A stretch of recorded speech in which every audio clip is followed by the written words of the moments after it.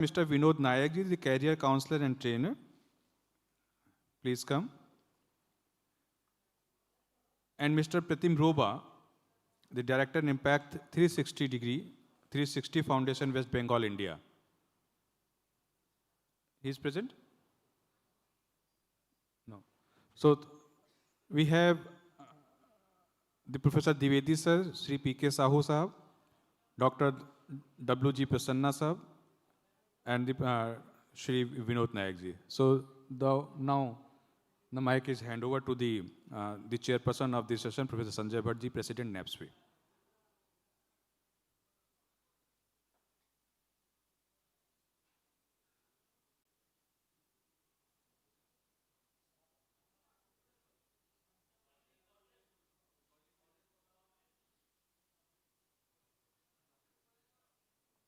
Check, check. Hello.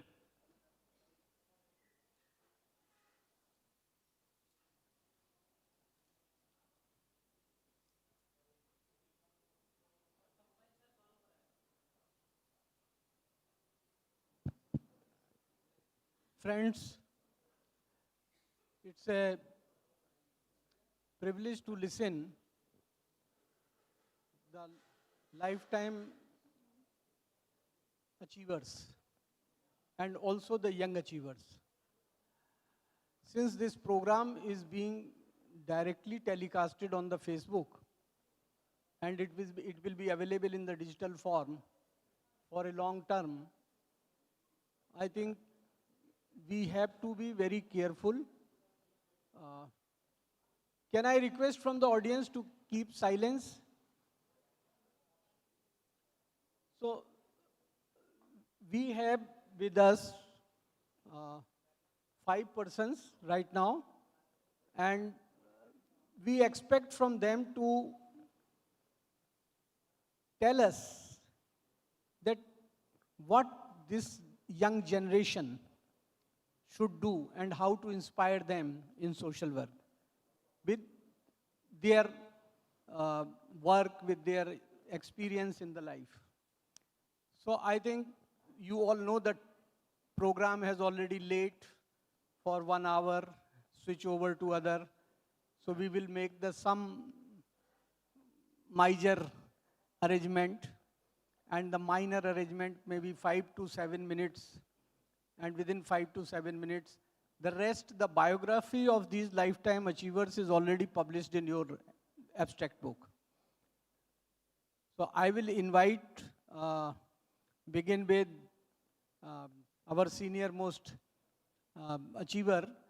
And by the way, I also tell you that this NAPSWI Lifetime Achievement Award is started from 2013. And we have already been given this award in the 4 categories. 1, to an educator. 2, to a practitioner. 3, to a person who organized the social work fraternity. And 4th, to a person who is of Indian origin, working abroad and work globally for the promotion of social work. So these are the 4 categories. This year, we have the 2 persons from the practitioners field, P.K. Sahu Sahab and W.G. Prasanna Kumar. So we will invite first Sahu Sahab to speak, and then to Prasanna Kumar ji. I am sure they know the time and values, so they will write. Sir.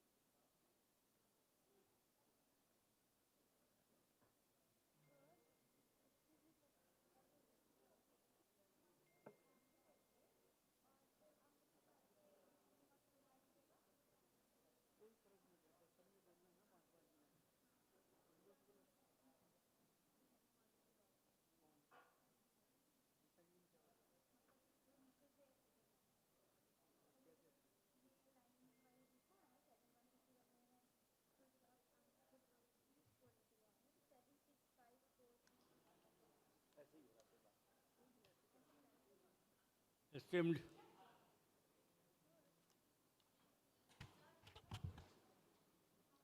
members on the dais, President of NAPSI, Sri Sanjay Bhattji, other fellow awardees,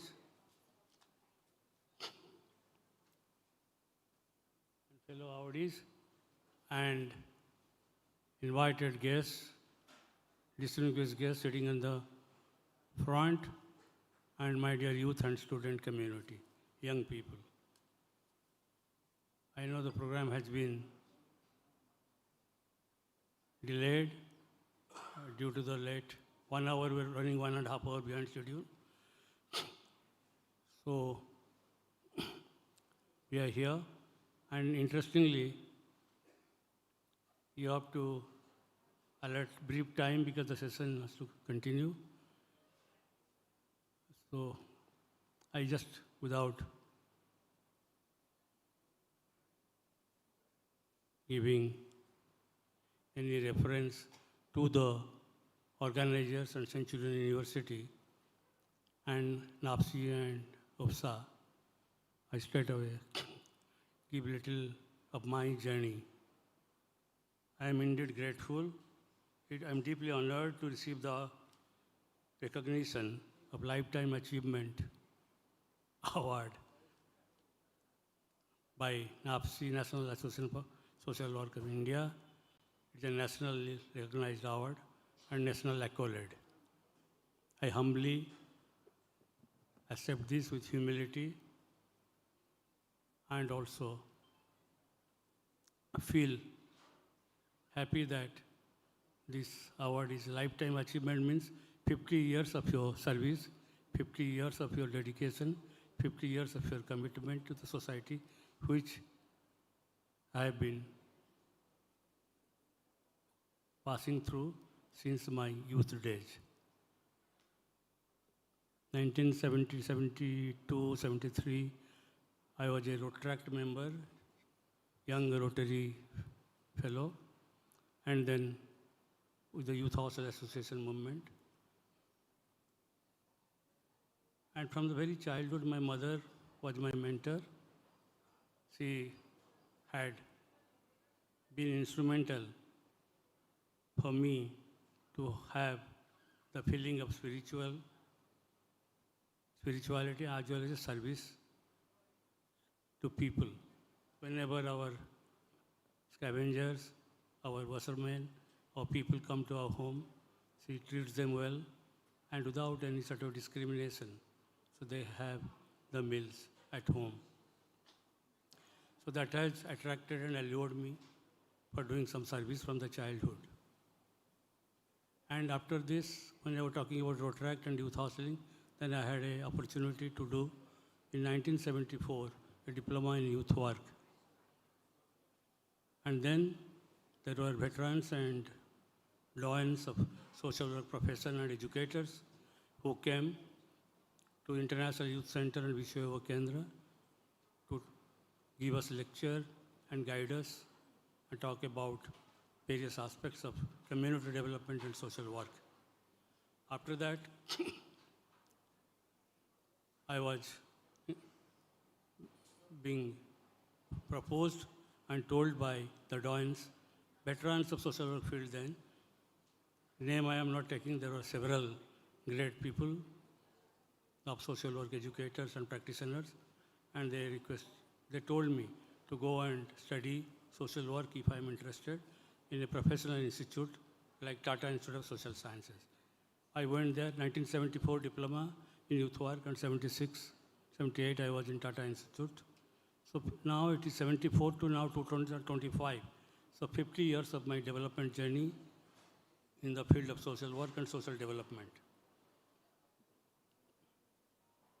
My journey began with a passion for social work and development, inspired by curiosity and empathy.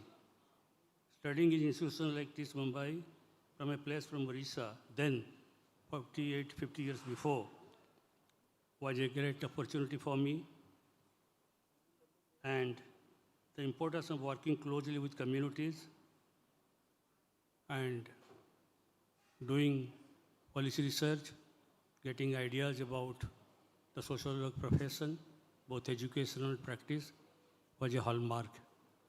Then I was placed in BDD Chawl, Worli, the slum community, the Dhara of Islams, and many other, and Akroth Hospital, and in many places where I saw the realities of vulnerability, destitution, and all sort of problems. Then from there, I worked in Vishwa Kendra for about 8 years and moving all over the country and mobilizing youth movement, youth organizations, youth for community work, youth leadership from Kashmir to Kanyakumari and from Nakhetrana, Bhuj, Pakistan border to Myanmar border in near Burma. That is Moirang, where Netaji's statue is there and Netaji was there. Netaji Subhash Chandra Bose, the clarion call there. with this last 50 years of my development journey, I tried to work with communities and the social society organizations, women organizations, youth organizations, farmer organizations, so on and so forth. Try to build a conscious effort towards mobilizing the community because they have to help themselves. We are only catalysts and we are only sort of mobilizers. With this, a lot of things came, and the turning point came when I was in Vishwa Kendra doing a lot of programs. And incidentally, I met Sri Jagdanji, who is sitting in front of you, and we used to discuss a lot of things about what to do in Orissa. Then there was a turning point of life when you started to initiate CYSD, Center for Youth and Social Development, in Bhubaneswar. So it is now a 43 years old organization, actively engaged in diverse programs and activities. And the landmark is that we have tried to touch directly the lives of 1.5 million of people, bringing them from poverty to prosperity. And within this process, we have faced a lot of hurdles, calling about the facing bureaucracy and resource constraint, social resistance and skepticism. Each challenge taught patience, perseverance, adaptability, and partnership building. Real change requires trust, cultural sensitivity, and sustained engagement. Listening to communities' aspirations and hopes is special to meaningful development. So field visits, dialogue, and participative process reinforce all these things. And there are also evidence-based research you have to build and see that the P communities, whatever they do, how it can be further emulated, and how can it be further, the success stories can be translated elsewhere. The major focus is sort of, initiating and mobilizing the youth, the women for their leadership. And we have a very special program about the tribal women leadership and especially mentoring the community leaders and strengthening the Panchayat Raj institutions representatives. So that has been the major focus, how these communities could build themselves. I know the 50 years journey cannot be squeezed in 7 minutes. So therefore, respecting the time and also telling that what lies before me ahead. So that is, I would like to say a few words. While I am honored by this recognition, I see not as an end point, but as a milestone in an ongoing journey. There are still many challenges ahead, including climate change, distress migration, social fragmentation, youth unemployment, alcoholism, drug abuse, gender-based violence, and the demand for collective action. I remain committed to working alongside communities, government, civil society, and the private sector to build inclusive, resilient, and sustainable societies. I believe that the real change is rooted in hope, perseverance, and the belief that every individual can contribute for a better future. Let us all continue to listen, learn, and act with compassion, and empathy, and integrity. In closing, I want to reiterate my heartfelt thanks to everyone who has been part of my 50 years of journey. Your support, guidance, and collaboration have made my work meaningful. I dedicate this hour to countless marginalized voices, those who were voiceless, and now they are having voices. I had the privilege to serve and to the vision of a just and equitable society we all aspire to build. Let us carry forward the spirit of hope, humility, and service. Together, we can create a world where dignity, opportunity, and sustainability are realities for all. With these words, I am humbled. I got the recognition, but this is dedicated to all my people, fellow workers, and colleagues who have been with me for the last 50 years of journey, more than 5 decades of journey. Thank you very much. Thank you.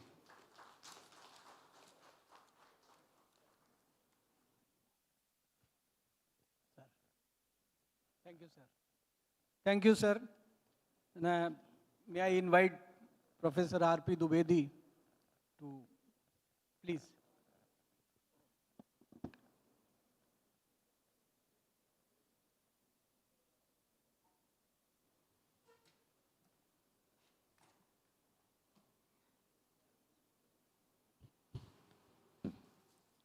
Thank you, Professor Bhatt, for inviting me to say few words at the occasion of 13th Social Work Conference organized by this historic university.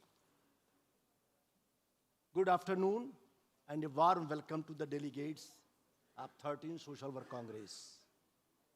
I extend my heartfelt greetings to each one of you gathered here. First of all, I must congratulate and express my thanks to the organizing committee for selecting the topic. Science, technology, innovation, society, opportunity and challenges.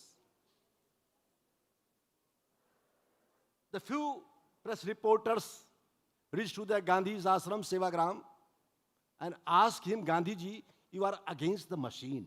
You are against the technology. You are against the science. You know what was the response of Gandhi? Gandhi said, after knowing the fact that our body itself is a machine, how can I oppose machine? I am not against the machine and technology. I am worried. If the man control machine, I can accept it. But I am afraid of the such situation when the technology and machine will control the man. This is the challenge for the community and for the humanity. So now you took the topic. We know in 1927, Gandhi pointed out seven social sins. And one was science without humanity is one kind of sin. Why? Edison invented bulb. I can accept him as a godson. But those who invented AK-47 rifles, hydrogen bomb, nitrogen bomb, what is going on with the technology presently in the Crimea, in the Ukraine and Rus? All the technology they are going to use, so disaster, not only the natural things, entire brutally, the killing, the children, women, whatever it is. So we have to think it very cautiously and carefully how technology can be used in social work profession. When you work with the client, there is a question, there is a principle of confidentiality. Do you feel you can make the confidential meeting with the client? There is a question. And what are the best practices going on in the world? You can take it on the basis of technology. That is the different electronic gadget. So it is going to help. We know in the mental health field, the music therapy is going on. Without technology, you cannot enjoy it. Recording is one of the best things for the social work students. Now, without technology, we cannot just maintain the record. So we have to use technology carefully, cautiously for the development and for the welfare of the humanity. That is very important. So I'm thankful for selecting this topic. As per Proud and Healthy tradition of the NAPSWI that every year NAPSWI honor educators, practitioners, research scholars, the Lifetime Achievement Award. Who has made significant contribution to the social work profession? The panel is also selected me for that. I feel deeply honored and humble that the panel has recommended my name for this recognition. But I asked myself a question, I deserve for that? I deserve for that? Then I reached to the answer, individually not. What I did collectively. Why the honor to me? When I was a student, my teacher gave the proper shape to my personality to work for the community. I remember one of the great and pioneer social work educators in India, Tata Institute was established in 1934, and in freedom struggle, after freedom struggle, on the first day of the independence, Mahatma Gandhi Kashi Vidyapeeth was established, and first Acharya was Professor Rajaram Shastri. I am lucky enough that I got his patronage as a Vice Chancellor. When I secured the highest marks in graduation, the university called me and said, Mr. Dwivedi, pursue social work curriculum here in Kashi Vidyapeeth. Don't go Allahabad. I was willing to just start PG in philosophy, but he asked, no, don't go there. Continue here. Take MA social work subject for the post-graduation. Today, if I am honored by this, I am really dedicated to my Vice Chancellor, who just suggested me to go in this direction. The credit will go to him. It is not honor to me, it is honor to my Vice Chancellor, who started this subject in Kashi Vidyapeeth, and I was a student of that institution. A time came, after serving 13 years in social work, 4 years in Kurukshetra University, Haryana, with our Honorable President, Professor Sanjay Bhatt, sir, I joined once again in my mother institution, that is Kashi Vidyapeeth. And after 4 years, I was not feeling happy with the professional social work. And I decided to leave it, resign from the social work department, and started as a director in Institute of Gandhian Studies. Then what happened? I met to the chairperson of the UGC, R. Marty Desai ji. That time she was alive. Just last month she left us. And I approached her for the financial fund to organize the international and national conference. What she said? Her words, always I remember. Until my last breath, I will take inspiration for her statement. She said, Mr. Dwivedi, number of the institution teaching Gandhian philosophy. Since you have background of the social work, you have to think how to bring Gandhi into practice, how to inculcate the social values in the young generation for which India is known. That is important. So, R. Marty Desai, I dedicate my this honor to her, that she just gave me direction that how to practice Gandhi in the community, how to seek cooperation. Now time has come, we have to think integration of the society. What is going on, I cannot say from the platform. But we have to respect, we have to honor those who are deprived, who are depressed class, downtrodden class. We have to work for them. Women and children, no doubt, they should be the focal point of the social work professionals for their development. What I am, my teachers, grand teachers, very well-educated scholars, they taught me in Kashi Vidyapeeth. What I learned from them, that is the result that you are honoring me, especially with the Lifetime Achievement Award. Dear friends, since time was allotted 10 minutes, we are 1 hour late. So we have to cut the time in that. I come to the conclusion. Every year, when the Social Work Congress is organized, we meet with the practitioners, educators from every nook and corner of the nation. Every year we learn. Every year, not only. All the delegates and participants learned it after attending the debate, group discussion, and the best paper presentation by the scholars. So it provides platform, and this platform provided me the opportunity that 4 years you interested me as a president from the 2020 to 2024. The credit will go to all the research scholar, paper presenter, educators, those who attended the conference, and they just enrich my knowledge with the interaction. I'm thankful to them. How can I forget my elder brother, my best friend? Moreover, 40 years, I am regularly in touch with my honorable president of the NAPSV. He's not my only elder brother. He's mentor. He's my guide. Whenever I am in any kind of confusion, I ring him. Without hesitation, he guide me. Sir, I salute your spirit. In what manner you serve not only the Delhi School of Social Work, not only Kurukshetra University, but you serve the social work profession. Any students from any corner of this country approach to the Sanjay Bhatt regarding selection of the topic of the research or for anything, his door is open. His door is open. Sir, salute your spirit for the commitment of this profession. What should be the objective of the social work professionals? That is very important. We know the name of Pandit Madan Mohan Malvi, who established Banaras Hindu University. He was the very good scholar of the Sanskrit. Read all the epics Granth, जो संस्कृत के ग्रंथ थे, हिंदुओं के पढ़ डाला उन्होंने. He was great barrister.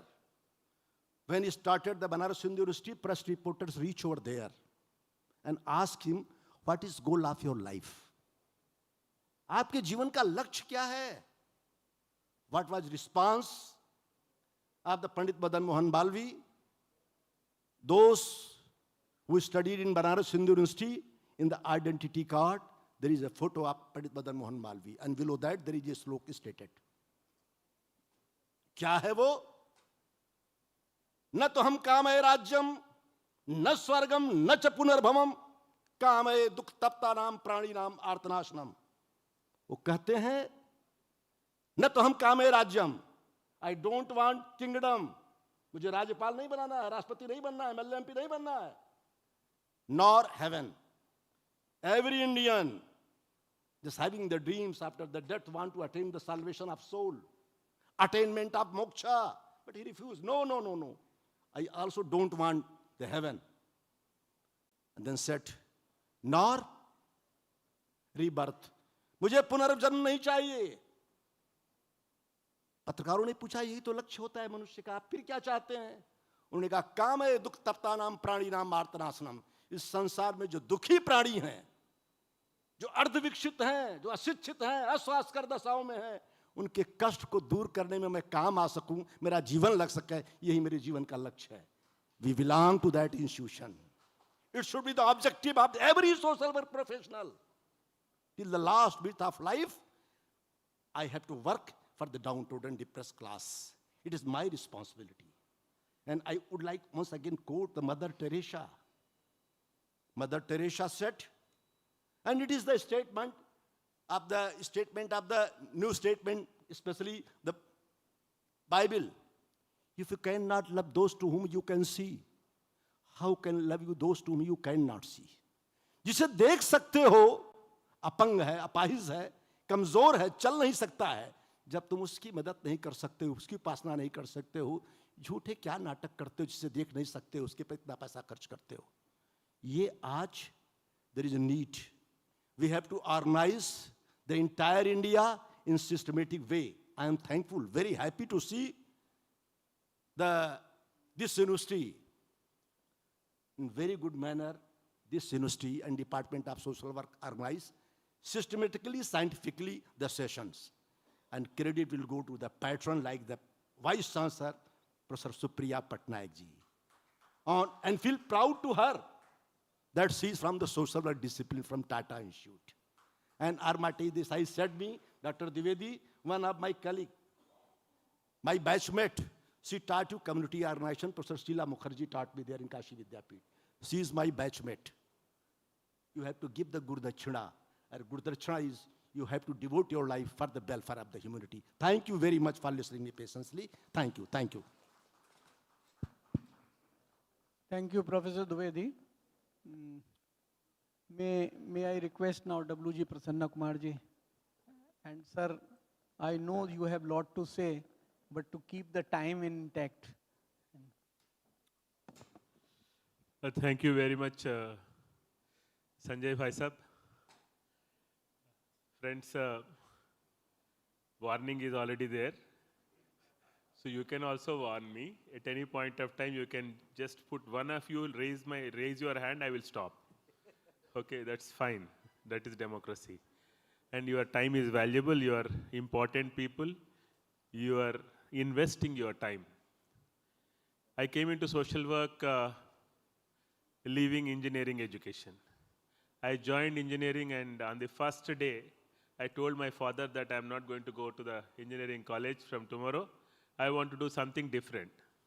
My father was worried. He said, what do I take this fellow to? What type of education? I said, I want to do some education which nobody in our family, none of them know and none of them have done. Because I don't want me to be compared with anybody else. So he said, okay, I'll take you to this place karke. He got me into a social work institution. So I immediately joined and pursued my education there. I was 15 and a half years when I joined my graduation. Youngest fellow in the class. Continue to be this. So all my classmates are retired now. I have 9 more months of service. So friends, the teachers in the college had a very huge impact on me. First semester I did my field work in an urban slum. Saraswati ma'am was the person who guided me there. And then second year I did my field work in a mental hospital, Institute for Mental Health. I had Anand Raj madam who initiated and who got me into medical and psychiatric social work. I was passionate about doing work. मेरा प्रश्न कभी भी why नहीं था, मेरा प्रश्न कभी भी how नहीं था, मेरा प्रश्न कभी भी what नहीं था, मेरा प्रश्न यही था कि why not and however was the answer. कुछ भी हो हमको करना ही है, छोड़ना तो नहीं है. So however has always been guiding force for me. So I joined my social work. I completed my bachelor's there. I did field work under Professor Venkat Rao, who is instrumental in getting me back to the profession, into contribution to the profession. So it was 75 kilometers away from my home that I go for field work every week on a Saturday and Sunday, and work in a village which had just a week before I entered there for my field work. There was a Naxal encounter there. There was a killing there. There was a shootout. So that type of village, and I was just 16 and a half years old, trying to get into and talk to people. I've learned several things there. When the door in the Panchayat office had no bolt from inside, and I was damn afraid sleeping inside. And then every now and then there is a kick sound on the door, and then that would push me into keeping awake and sit on that bench there all through the night. That's how my social work field work happened. I joined my master's. 1 year I did my master's in social work and left. I said that whatever I was taught in graduation, they are repeating the same in master's.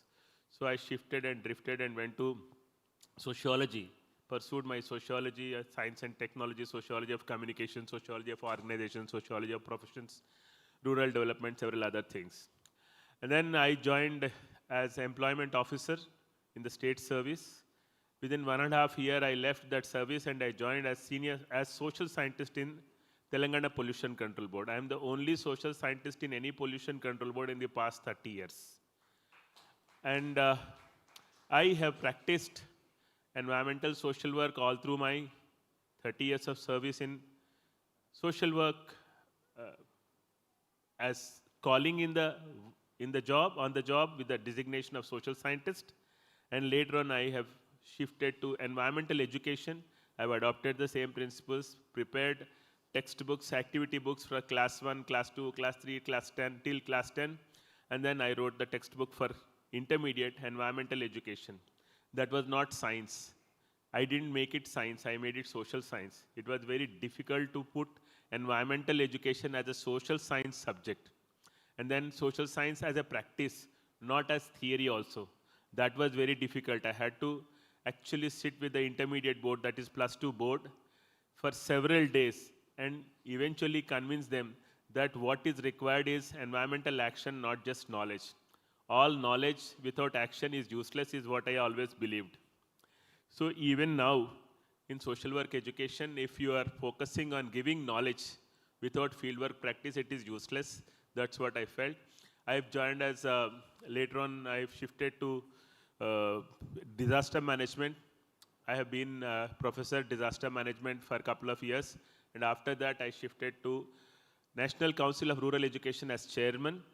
There I have done several faculty development programs for social work faculty across the country.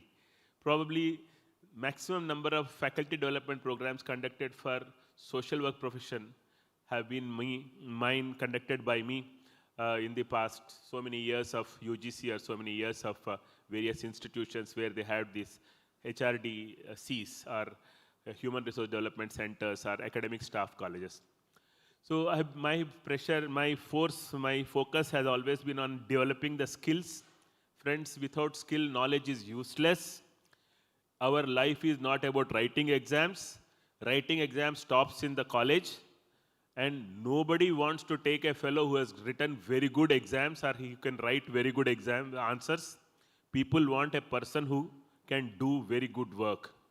Whatever are your marks, they are useless. I have never seen the marks of any fellow who came to my office for any job. I have never looked at their memorandum of marks. All memorandum of marks are useless.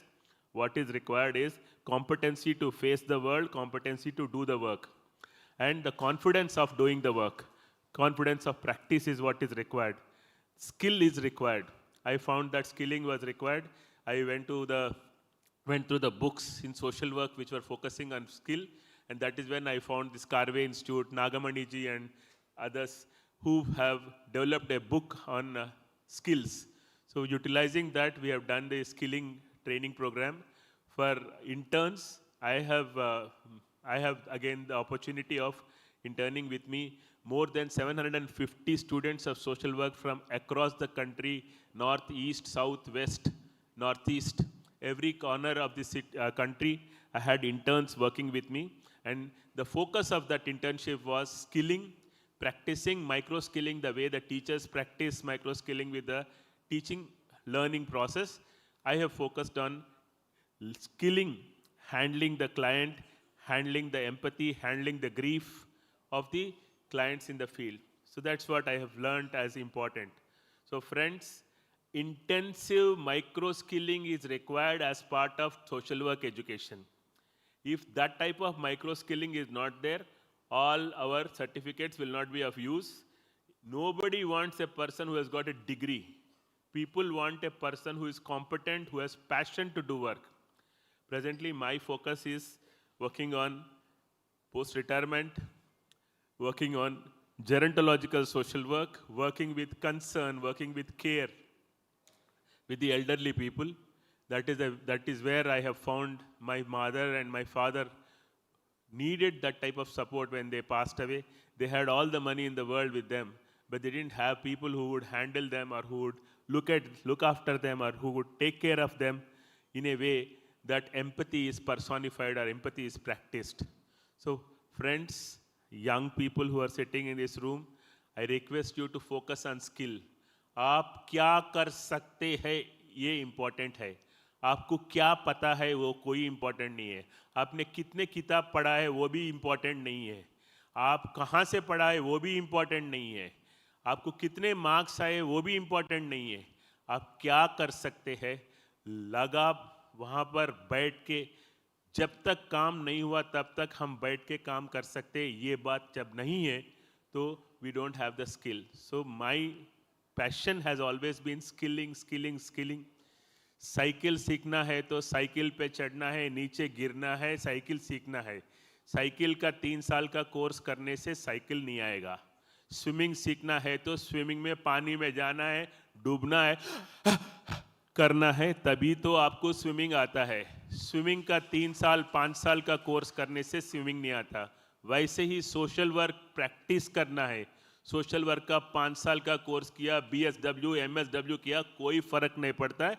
नहीं पढ़ने से भी जिसको प्यार मोहब्बत है, जो passion के साथ काम कर सकते, वो लोग कॉम्पिटेंट हो सकते हैं। वो they would be performing very competently and effectively. What is required is performance. Knowledge is not important. Performance is important. Performance with passion is important. Performance and passion में however I am going to do it, कुछ भी हो हम कर सकते हैं। ये बात मन में रहना है। क्यों करना है, कैसा करना है, ये पूरा प्रश्न पूछने से हम कभी भी कुछ नहीं कर पाते हैं। कुछ भी हो हम हासिल करेंगे, इसके पीछे पड़ के इसको लर्न करेंगे हम। That passion, if it is there, you will be successful. This is what I have learned in my all through so many years of service. I've been in this profession for almost now 45 years from the time I got introduced to this profession. 1981 में मैं social work में join किया है, and social work has taught me how to live, how to be passionate, how to be empathetic, and how to practice every minute empathy in whatever we are doing. So, chappal, you getting into other shoes is what you are told. But getting into other shoes का first step है, पहले हमारा जूते उतारना है। बगैर हमारा जूते उतार के किसी का चप्पल या किसी का जूते में पैर रखे तो कोई फायदा नहीं है। You will never be able to get to empathize. First, get rid of your shoes. पहले जूते उतारो, फिर बाद में उनके जूते में पैर रखो, फिर बाद में उनके जूते उतारो, फिर अपना खुद का जूते पहन लो। तब आपको लगता है उनका जूता और हमारा जूता में कितना फ़र्क है, कहाँ चुभता है, कहाँ दर्द होता है। This is what I have learned, friends. And all this is because the teachers have taught me, my family has taught me, my daughter has been my experimenting place. Everything, whatever I wanted anybody else to do, I started with my daughter.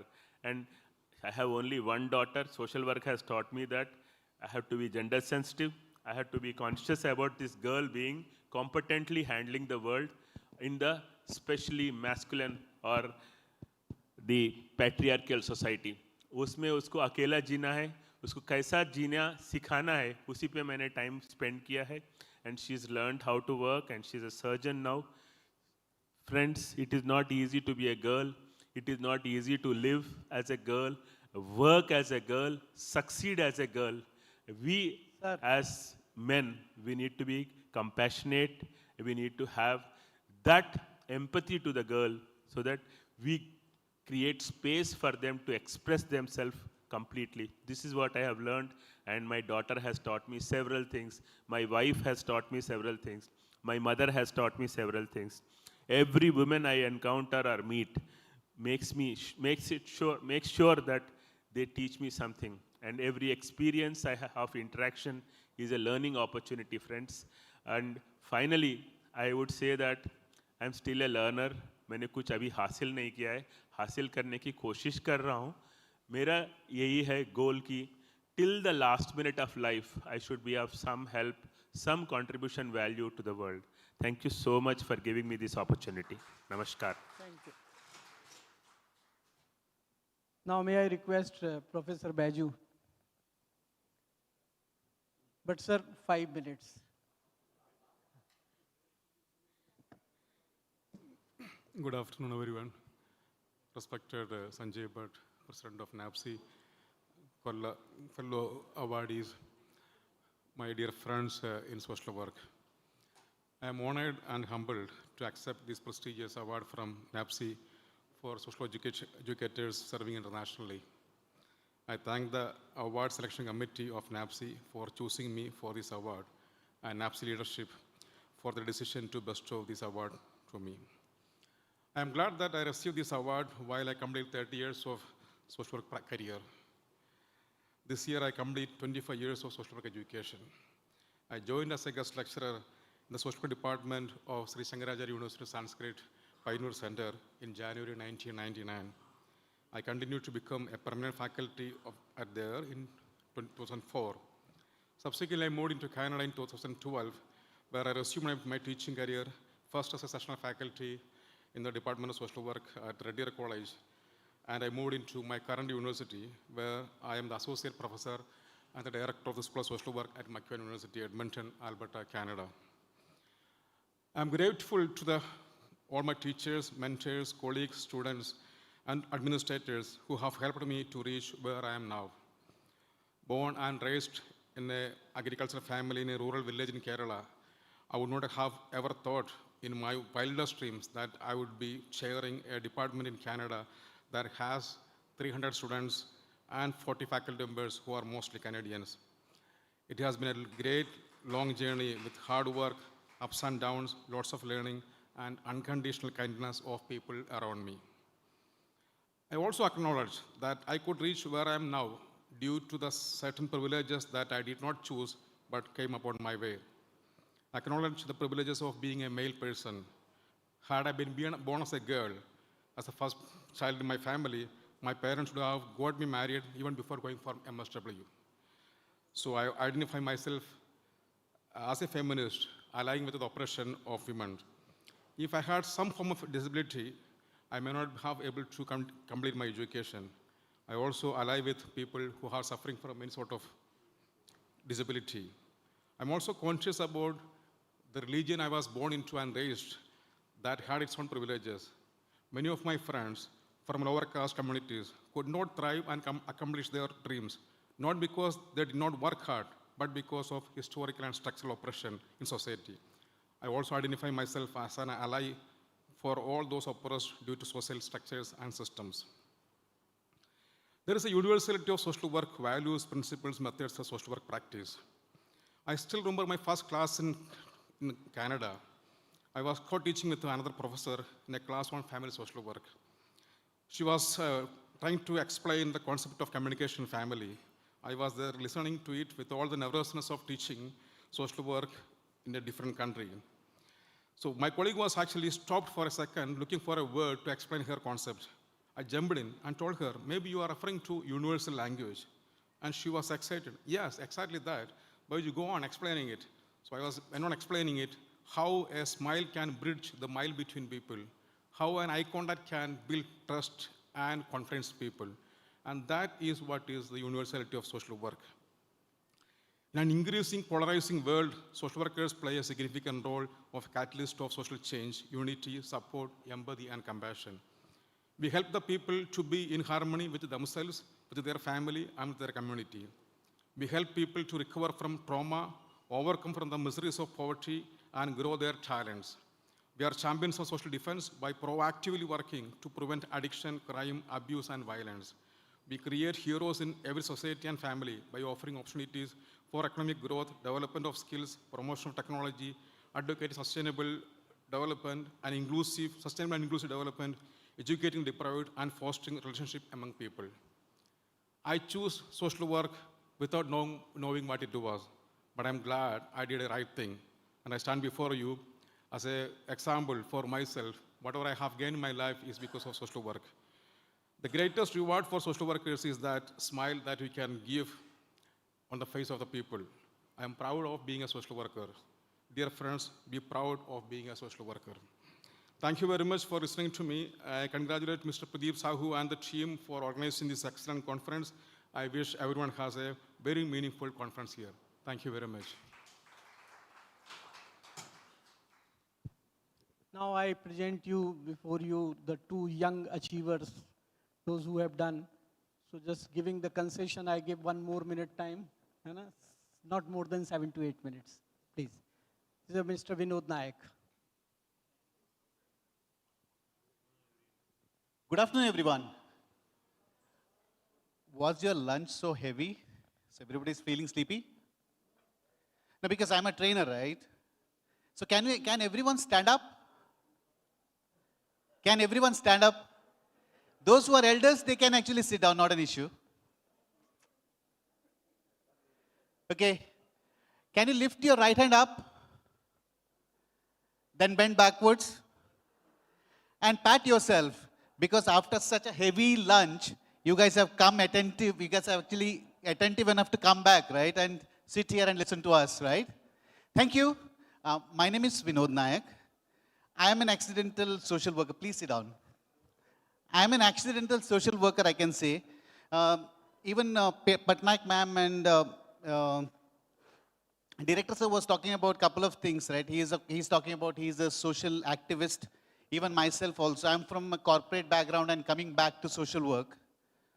And that happened in Australia, like what CUTM, they had a couple of people from Australia, because I had met a couple of people there where I had submitted some documents, a presentation on social work, on counseling, what I was doing.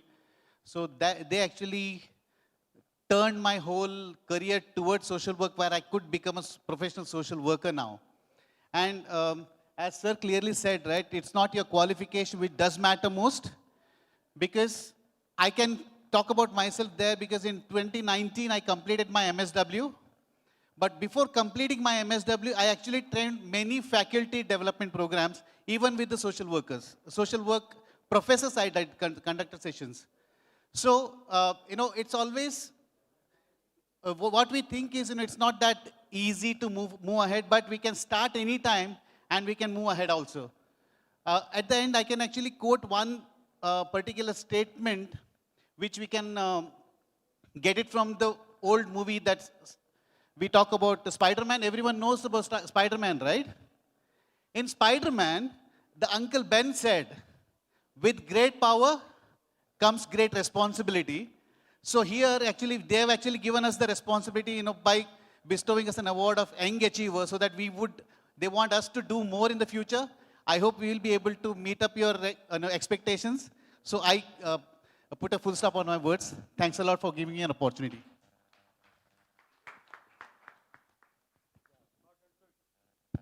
Thank you, Vinod. And especially students will be able to listen him tomorrow in a student forum. And now request to the Preetham.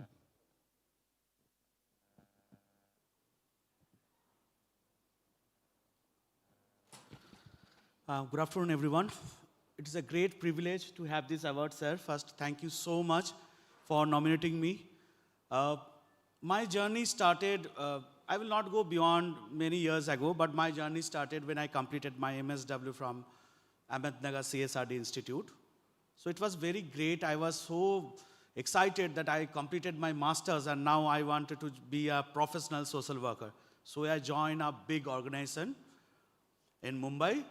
So, and that organization works in all the sectors. They work in health, they work in children, they work for women, they work for slums, they work for rural, everywhere. So first 2 years was so confusing to me. So what so vast area it is a social work. And I was thinking, and I was so excited that I will change the whole world. But when I came into that position, it was so hard for me. So how can I do it? Because it's such a big problem over entire society. So then I slowly slow down myself, and I then focus on one thing, that is women empowerment and entrepreneurship development. From there, I started my journey with that. I was the first person to work with USAID and to have a ultra poor graduation approach program in India. The program which was earlier it was introduced in BRAC in Bangladesh. I was the first person in India to bring that program. So what exactly this program is? The ultra poor. Ultra poor means the poorest of the poor, the women poor. There is no male adult member in the family. Your husband is died or husband is passed away or no husband. And they are earning, and that family doesn't link with any government social schemes, not even they are in SHGs. To find out that women, to develop them as entrepreneurs. This is my task. And I started 2 small places. It's a very nice district. One is in Murshidabad, West Bengal. Another is Kendrapara, Odisha. So I started there. So we trained 2,000 Didis. And from there, we trained in all aspects, beginning from enterprise selection, confidence building, enterprise development, then accounting, business accounting, everything. We train them in such a manner that our women, those who do not know how to study, they don't know how to read, they can easily learn. And every woman has that skill of entrepreneur. So, and they become a success. And this what we associate with JPAL, MIT, US, who has done the RCT. And I was the person who was associated with them to find out how this program works, whether it is truly evidence-based or whether it is giving impact or not. And after 2 years, 3 years, 4 years, 5 years, we found it's really giving real impact. And that in 2019, Avijit Vinayak Banerjee wrote that book, and Esther Dublo, The Poor Economics. And it was a great privilege for me. I was mentioned 26 times in that novel. So for having this ultra poor program. And after that, we started preaching this program to different government. And first started with Maharashtra government, then Bihar government, then Jharkhand government, Rajasthan government, and after on NRLM has adopted this program. The first program run by the NGO, adopted by our National Rural Livelihood Mission, is Ultra Poor Graduation Approach, which is now new scheme has approach. MSJ, it's a new scheme has come to us action. So this is my journey towards the development. So when I am doing this journey from last many years, what I found is that, so we are building enterprise, we are building entrepreneur, but their profit is not so good. What to do? So we again associate with IIT Kanpur Incubation and Innovation Hub, where we merge the micro enterprise, the entrepreneur women, and the startup incubation. We merge together for the benefit of their enterprise, for benefit of their any kind of production they are doing. So, and the impact come. So presently, I am proudly saying that this kind of small technology-based micro enterprise are in many cities in Bangalore, Hyderabad, Kolkata, Chennai, Delhi NCR, and Mumbai. And presently, more than 30,000 such enterprises are in these cities. And more than 3 lakh entrepreneur, ultra poor women has entrepreneur. This is why it is called graduation approach, graduate out of poverty. So this is my journey. And in 2020, I found our organization called Impact 360, where we do entrepreneurship development program and skill development program with the women only. So this is, and also I really wanted to thank each and everyone over here for giving me this award. This award is not for me, it's for all the women and who has really supported us to grow this movement all alone. Thank you. So friends, here we come to close this session. And I'm not going to make any expert comment or chairperson comment. I know time is very running out. And thank you very much. But one request to you, give a big applause, big hand to all the awardees. Thank you.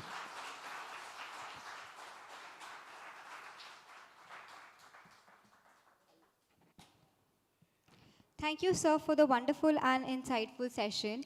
A heartfelt thank you to Professor Sanjay Bhatt for chairing the session and all the awardees for their remarkable contribution and inspiring presence.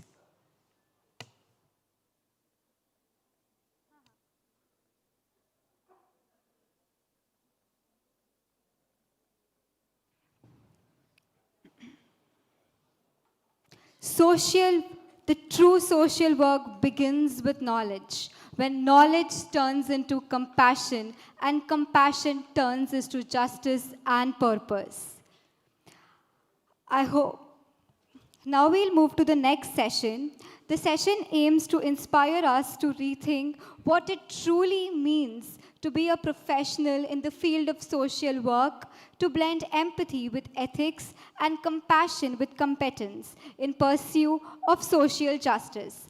Now, I would like to warmly welcome our distinguished chair and speaker for this keynote session, Dr. Jagadanandan, Founder Secretary, CYSD Odisha, and Dr. Rajesh Tandon, Founder, Priya India. Sirs, please.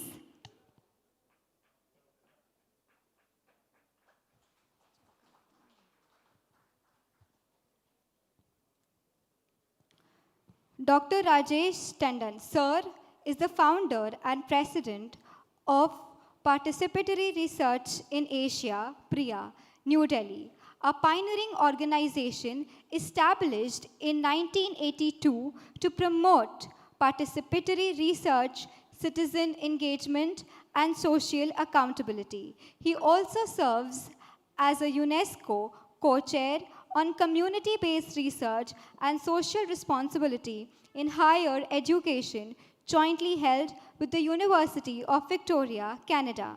With over 4 decades of experience spanning participatory development, governance, and higher education reform, Dr. Tandon is a global voice for change-centered knowledge and community engagement.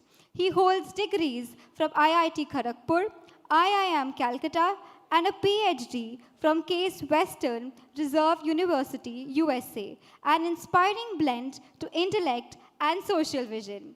I request the volunteers to felicitate Sir.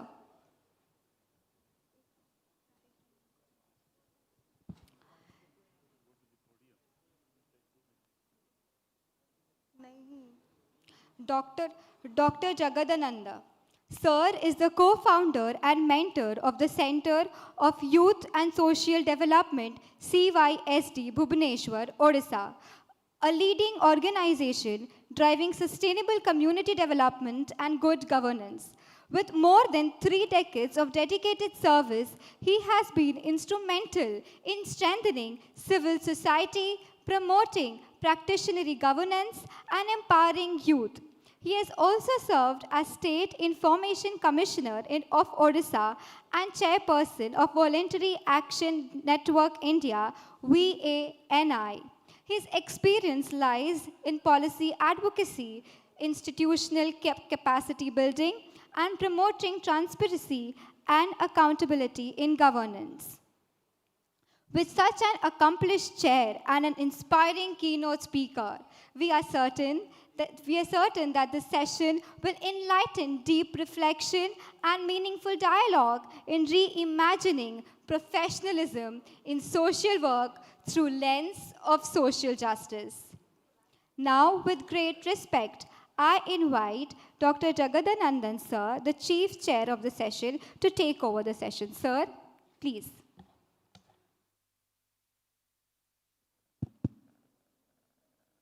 Namaskar. Good afternoon, everyone. You see, I would request all those backbenchers, can you come front? You know, come here.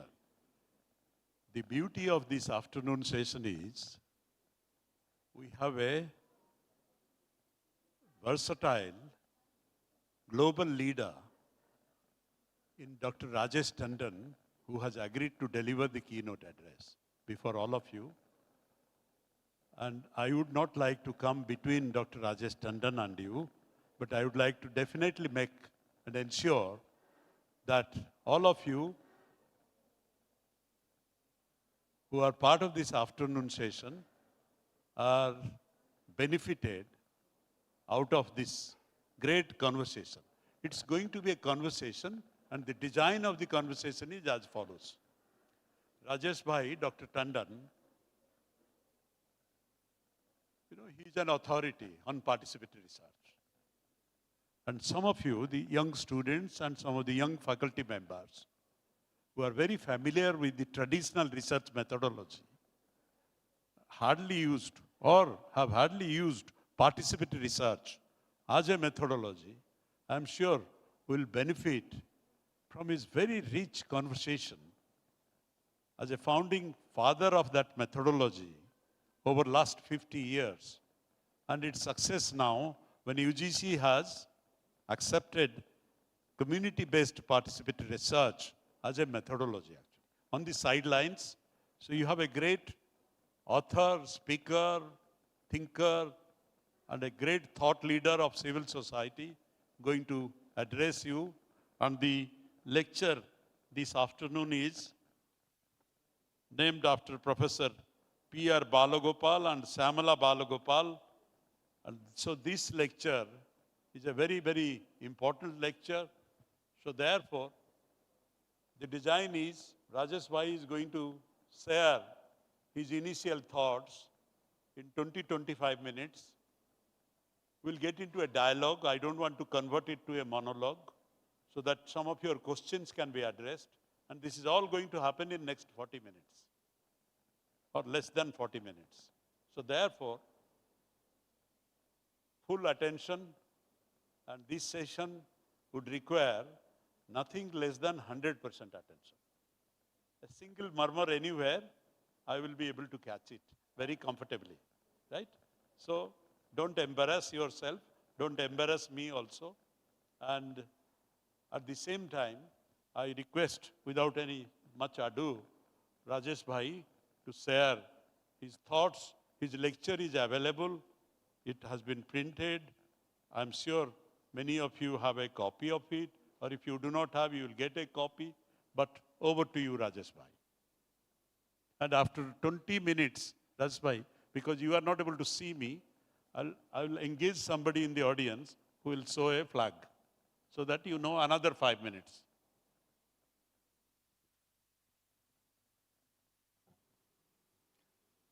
नमस्कार सुनाई दे रहा है आपको पीछे हैं clear also in English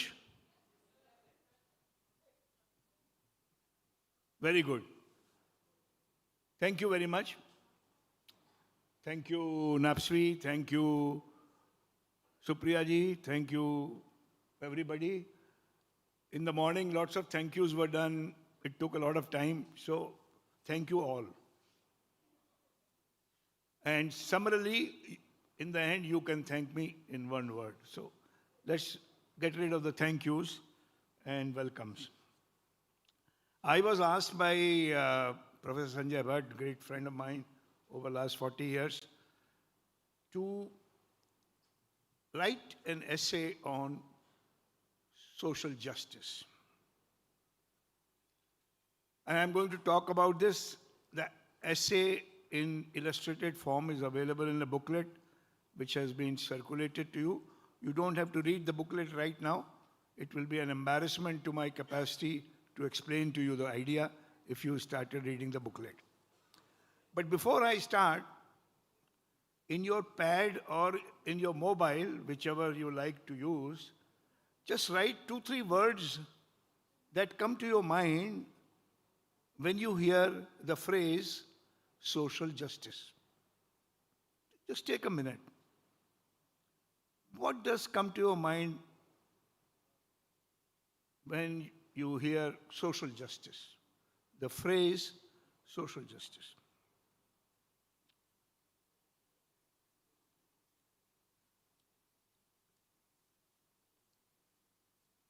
All right. So what is this? Justice we normally know. And justice is equated with the laws of the land. And the laws of the land are not followed or justice is provided. The idea of social justice, therefore, is more than legal justice. So, fairness to others, fair treatment to all. Then the question will come, what is fair? And treatment by whom? In the starting point of the Constitution of India, in the preamble, we have some ideas. And it says, we, the people of India, you know the rest of it. Those of you who are not the people of India right now, it is written here. I mean, who are in the audience. Most of us think we are people of India so far. I have my Aadhaar card, so I'm okay. But then it goes on to say that it will work to achieve justice where the word social is also added. So there is social justice, economic justice, and political. Liberty, fraternity, equality, those big ideas are there. But it says that it should work to achieve these, secure this for all its citizens. And that's why the question, who is a citizen? Who is a citizen today? What is the meaning of citizenship? In Europe, when the Westphalian Treaty in 1648 was made between warring countries of Europe, they agreed that the sovereign is the nation state. A boundary and a state is the sovereign. And after 1947 and freedom and Indian Constitution, we also created nation state. And ordinarily we will think that citizenship is conferred by the state. State conferred identity means citizenship. Now, before independence, there were no citizens of this land. Before we received various ID cards, driving license, this card, voter card, PDS card, ration card, Aadhaar card, there were no citizens in India. And even today, several of us, millions perhaps, don't have all these cards. So how do we understand citizenship? Is the meaning of citizenship only state conferred, government recognized citizenship, or citizenship is also societally determined? Kinship relations, social networks. I am a citizen of my community, of a locality. So, this is the question that in our work we need to think about. If we only define citizenship vis-à-vis the state, then we are always looking at a state to fulfill all the values of the preamble as a responsibility of the state. But if citizenship is also part of the society, then some of these mandates of equality, justice, fraternity is also the responsibility of the society. Other social actors, kinship networks. So that's question number one on what is social justice and who's responsible for it. To my great surprise, when I was writing this paper, I looked around to see how many constitutions in the world have social justice, and how many governments in the world have departments or ministries of social justice. I was surprised that we are the only one in the world which has a ministry for social justice and empowerment. And everybody else has justice. Ministry of Justice is everywhere. And some people have Ministry of Justice and Safety, Ministry of Justice and Public Order, like that. But Ministry of Social Justice and Empowerment is uniquely Indian phenomenon. But when you read the mandate of the ministry, how it understands social justice, it lists a number of groups for social justice. So there is an analysis or an assumption in public policy that these are the groups which need attention in social justice. So which are these? All this is written here, but I'll just give you an example. Of course, scheduled castes, they were Adivasis. The British called them scheduled castes, so we call them scheduled castes. The Adivasis are still around. Scheduled tribes, tribal, scheduled tribes. backward classes, senior citizens, victims of substance abuse, nomadic denotified tribes, transgender, manual scavengers, waste pickers. That's it. Now, next question. Therefore, these which are listed in the ministry, there is a program and a scheme for each of them, set of programs and schemes. And I'll come to that in a minute. But what is the reason these are listed and why other forms of injustice are not mentioned? Are there other injustices going on, or these are the only injustices? And who defines injustice? Government defines injustice, or we can also define injustice? For the work we do, are we going to restrict our social justice orientation and work only in these categories, or we're going to go beyond them? For example, minorities are not mentioned here. I have selected in this paper 4 illustrative categories from this list and posed some questions.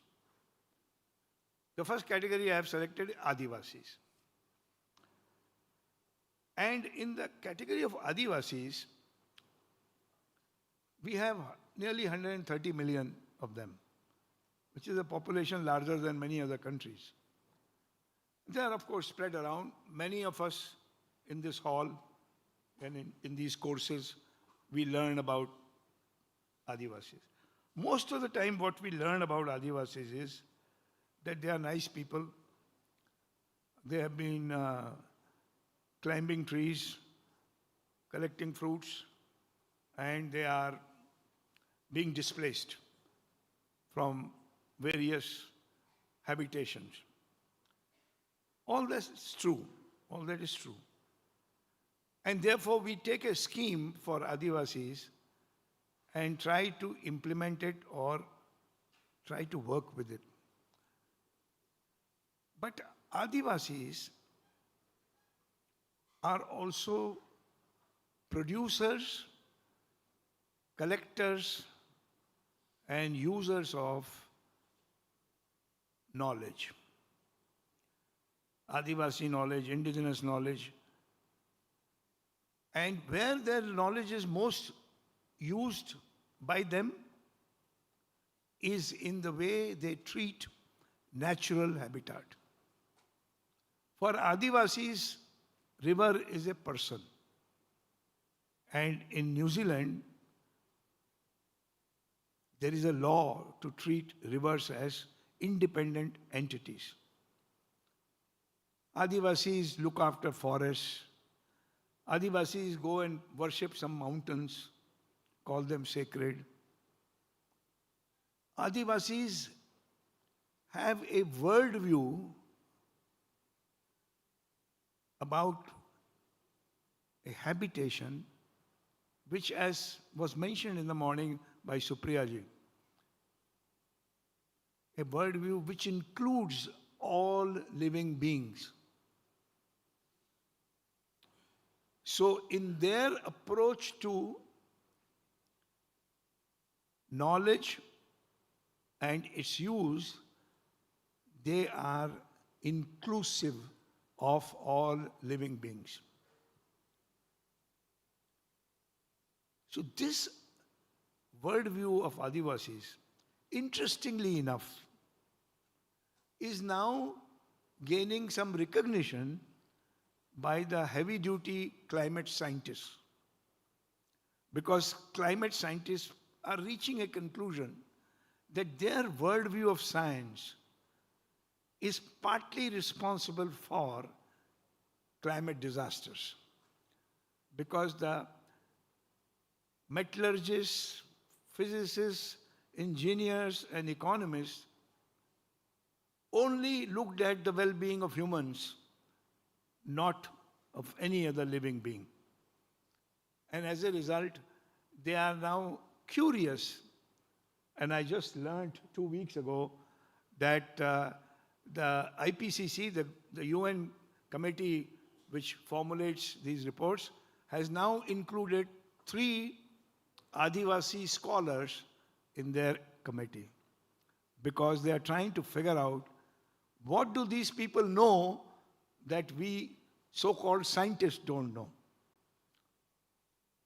So in the coming period, we may see revaluing of Adivasi knowledge and understanding that knowledge without link to a worldview is likely to be destructive. So can we approach social justice work with Adivasis by recognizing and valuing their knowledge? The second category I have chosen, and I'm worried about time, are the Dalits, or the scheduled castes. And we, by and large, all of us know the history and all that. But, and we have heard of Dr. Ambedkar and a few other scholars. But there, the women who do waste collection, there is a body of knowledge they have developed, which I don't think is even being taught in Centurion University about waste collection. We have come across 2-3 case studies, one from Brazil and one from Tunisia. And I think in the paper there may be some link of that. In Brazil, the waste pickers are similarly economically situated as in our countries, but they have organized their knowledge, and now they're running nationally recognized waste pickers university. They give certificates. And it's based on their knowledge, because when they went around developing knowledge, all they found was books about waste picking on European streets, not waste picking in the favelas or the bastis or the informal settlements of Brazil. That knowledge only they had, and their elders had, because they've been doing it for generations. So there is a body of knowledge that such professions have, which currently escapes theorization or utilization in academic institutions, because this body of knowledge is not recognized. And in many emerging ways of providing meaningful, respectful, dignified livelihood to such categories of workers, the value of enhancing their own knowledge is being seen as an important step.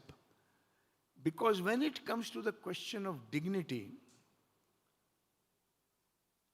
the answer to dignity is not to give gloves only, which is what we will give you gloves, we will give you shoes, you can walk around doing your garbage collection and processing, looking like a gentlewoman or gentleman.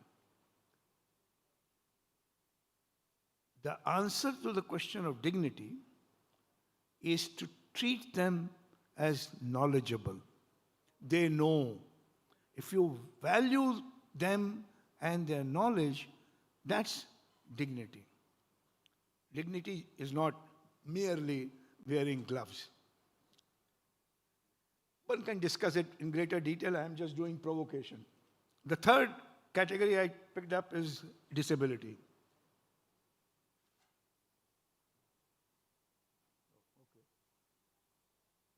Are you walking around for some reason? Okay, okay. All right. So, disability, persons with disability. Normally, the approach to the programs for persons with disability in our ministry, in most other social development programs, is to view them as somewhat disadvantaged. And therefore, create mechanisms to overcome that disadvantage. We do it mostly for people with physical disability, because most of the time we can't figure out people with mental disability. So, the technology that is being developed, including the modern IT in IITs of this country, etc., tends to treat them as starting with a disadvantage. It does not treat them as a whole person, which may have some advantages too. So the techno-science that has developed to offer various gadgets, etc., is now being challenged by people with disability themselves. And what they call their science, CRIP techno-science. CRIP is a short form of crippled, because we look at a person with disability and say, oh, poor fellow is crippled. CRIP techno-science. And what they are saying is that we know how to navigate and we develop our ideas. We even shift the equipment that you provide, but you don't ask the knowledge we have developed. So there is emerging to be a whole body of knowledge that says you want to design a new techie digital app for me, learn from my knowledge, because I have that knowledge, and make me co-designer with your knowledge. You have some knowledge, but I have lived experience and knowledge. So let's become co-designers. Don't design something in your lab and shove it to me through a government program or a CSR program and say you are helping me. No, you're not helping me. You're certainly not treating me with dignity, because you're not valuing the knowledge I have developed and the way I want to live. And lastly, in this paper, I've talked about the transgender as a category. And I want to just mention that because it's increasingly there are programs being developed, but even the language and the terminology is problematic. So if we want that category of people to be enabled through our social justice lens, can we make those people architects, designers of the solutions? Because we may even not know the problem, and what we consider as a problem may actually not be a problem at all. So, what is social justice? Who is responsible for understanding injustice and treating? How these programs or approaches are designed? And therefore now, final question is, what does it mean for the profession? I gave it a title, Reimagining Professionalism. I didn't give it a title, Reimagining Social Work Profession. So first of all, I want to suggest that in future, we could call our work as social justice work. Not social work, social justice work. Because the starting point of that will be, we look at each person, each community, each category, each group as agent of their own well-being, and our role as an enabler, supporter, facilitator. The problematic here is that I went back to read where did this idea of professionalism come from?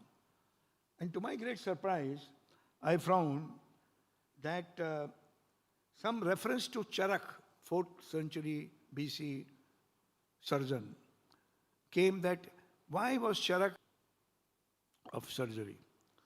And, much of that documentation is with Chinese scholars and all who used to travel around.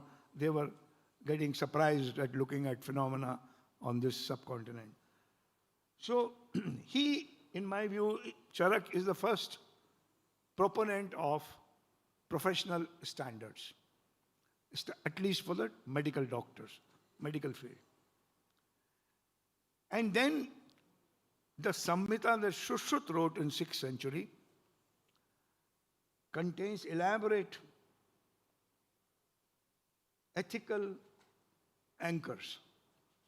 Now, I'm not an expert on Shushruta, but I'm looking at it from what does professionalism mean, and is there a history or history before we started using the word profession?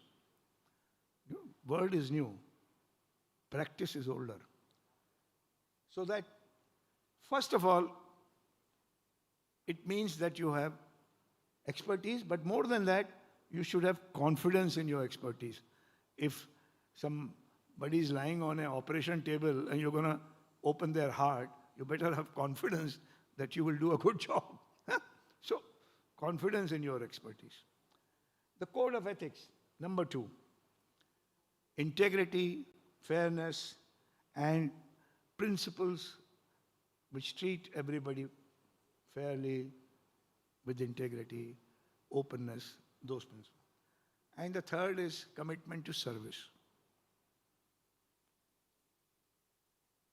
Confidence and expertise, ethical codes, and commitment to service is the word profession. And obviously, professionalism means practice of these three in whatever you do. But in the approach that I am suggesting,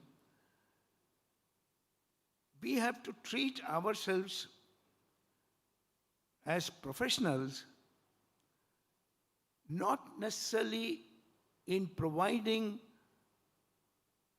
substantive answers or domain solutions, but as enablers of helping, mobilizing, catalyzing, provoking, co-design, co-creation, so that the knowledge and expertise of these so-called groups and communities which we consider as needing social justice are tapped, that knowledge is tapped and utilized. And so, I use a phrase here which is increasingly being utilized in outside this profession. It is actually a phrase now being used by design engineers. And the phrase is called epistemic humility. I know, but I am not arrogant about my knowledge. I know what I know, but I also know that you know what you know, and I am humble about my knowledge. So the idea of epistemic humility is that we follow the three pillars of being a professional, which is confidence in my expertise with humility, practice of code of ethics, and commitment to service, which will mean that if somebody needs surgery and cannot pay for it, you provide that. Somebody needs a legal support to deal with their life problem and cannot pay a heavy-duty lawyer's fees, you provide that service. Only then it is professionalism. Otherwise, it's commercialism. So let me lead at that. 2 questions. Should we look at social work slightly differently? Social justice work? And should we look at the meaning of justice and what to do for social justice in a more interactive, co-design, co-production, co-action, co-agency way? And what can, therefore, the students of this profession do in future if they have to approach social justice beyond the Sarkari definition and approach? Thank you very much.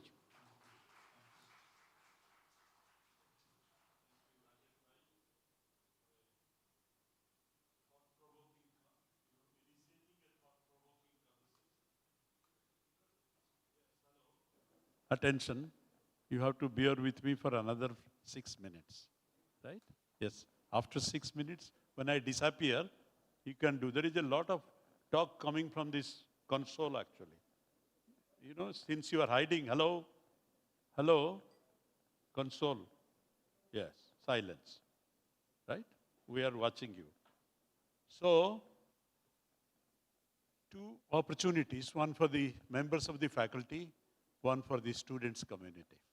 If you have any clarification, you can seek one opportunity. Rest is in the sidelines during the tea break. And one opportunity for the faculty, and I will request Rajesh Bhai to respond also, using this opportunity so that, you know, there is a shared clarification for everyone. Students, anyone, if you can raise your hand and I will send you the microphone. You are all tired? Yes? Okay. One hand. And from the faculty, anyone? Yeah, thank you. Can you share the microphone to the gentleman, you know, young student there with black shirt? And the other one should come to professor here in the front sofa. Yeah. Huh. Yeah, okay. Okay. Should be? Shall I ask? 1 second. After the student, yes. Brief question. Hello, use the mic. Yeah. Quick. A very good afternoon to both of you, sirs. Just question, please. Yeah. Okay. No ado. Sir, you said that the social work profession should be called social justice profession. But I think that it will make the scope of social work a bit narrower. For example, No, it's all right. You don't agree with that. You think it will narrow the profession. Okay, that's a good question. Madam, hand it over to madam here. The Ministry of Social Justice and Empowerment, you said the one target that they have is victims of substance abuse. So would you please elaborate on that? Sorry, say again. Victims of substance abuse is one of the targets for the Ministry of Social Justice and Empowerment. So could we have more information on Okay. that category? Victims of Victims of substance substance abuse. Yes. It's one of the category. And professor, the last one here. When we are working on free service, how would you get the young people who are unemployed or looking for employment get into that type of work? People who are unemployed, right? Providing them service, right? So profession would mean paid service. But you also mentioned that Free service. You define the service as also free service, not free service, but also free. You ask for payment, but also do some free service. Okay. But if we are looking at young people to get into that, how would we? How do they do it? Yes. Okay. Well, and you asked about the substance abuse, no?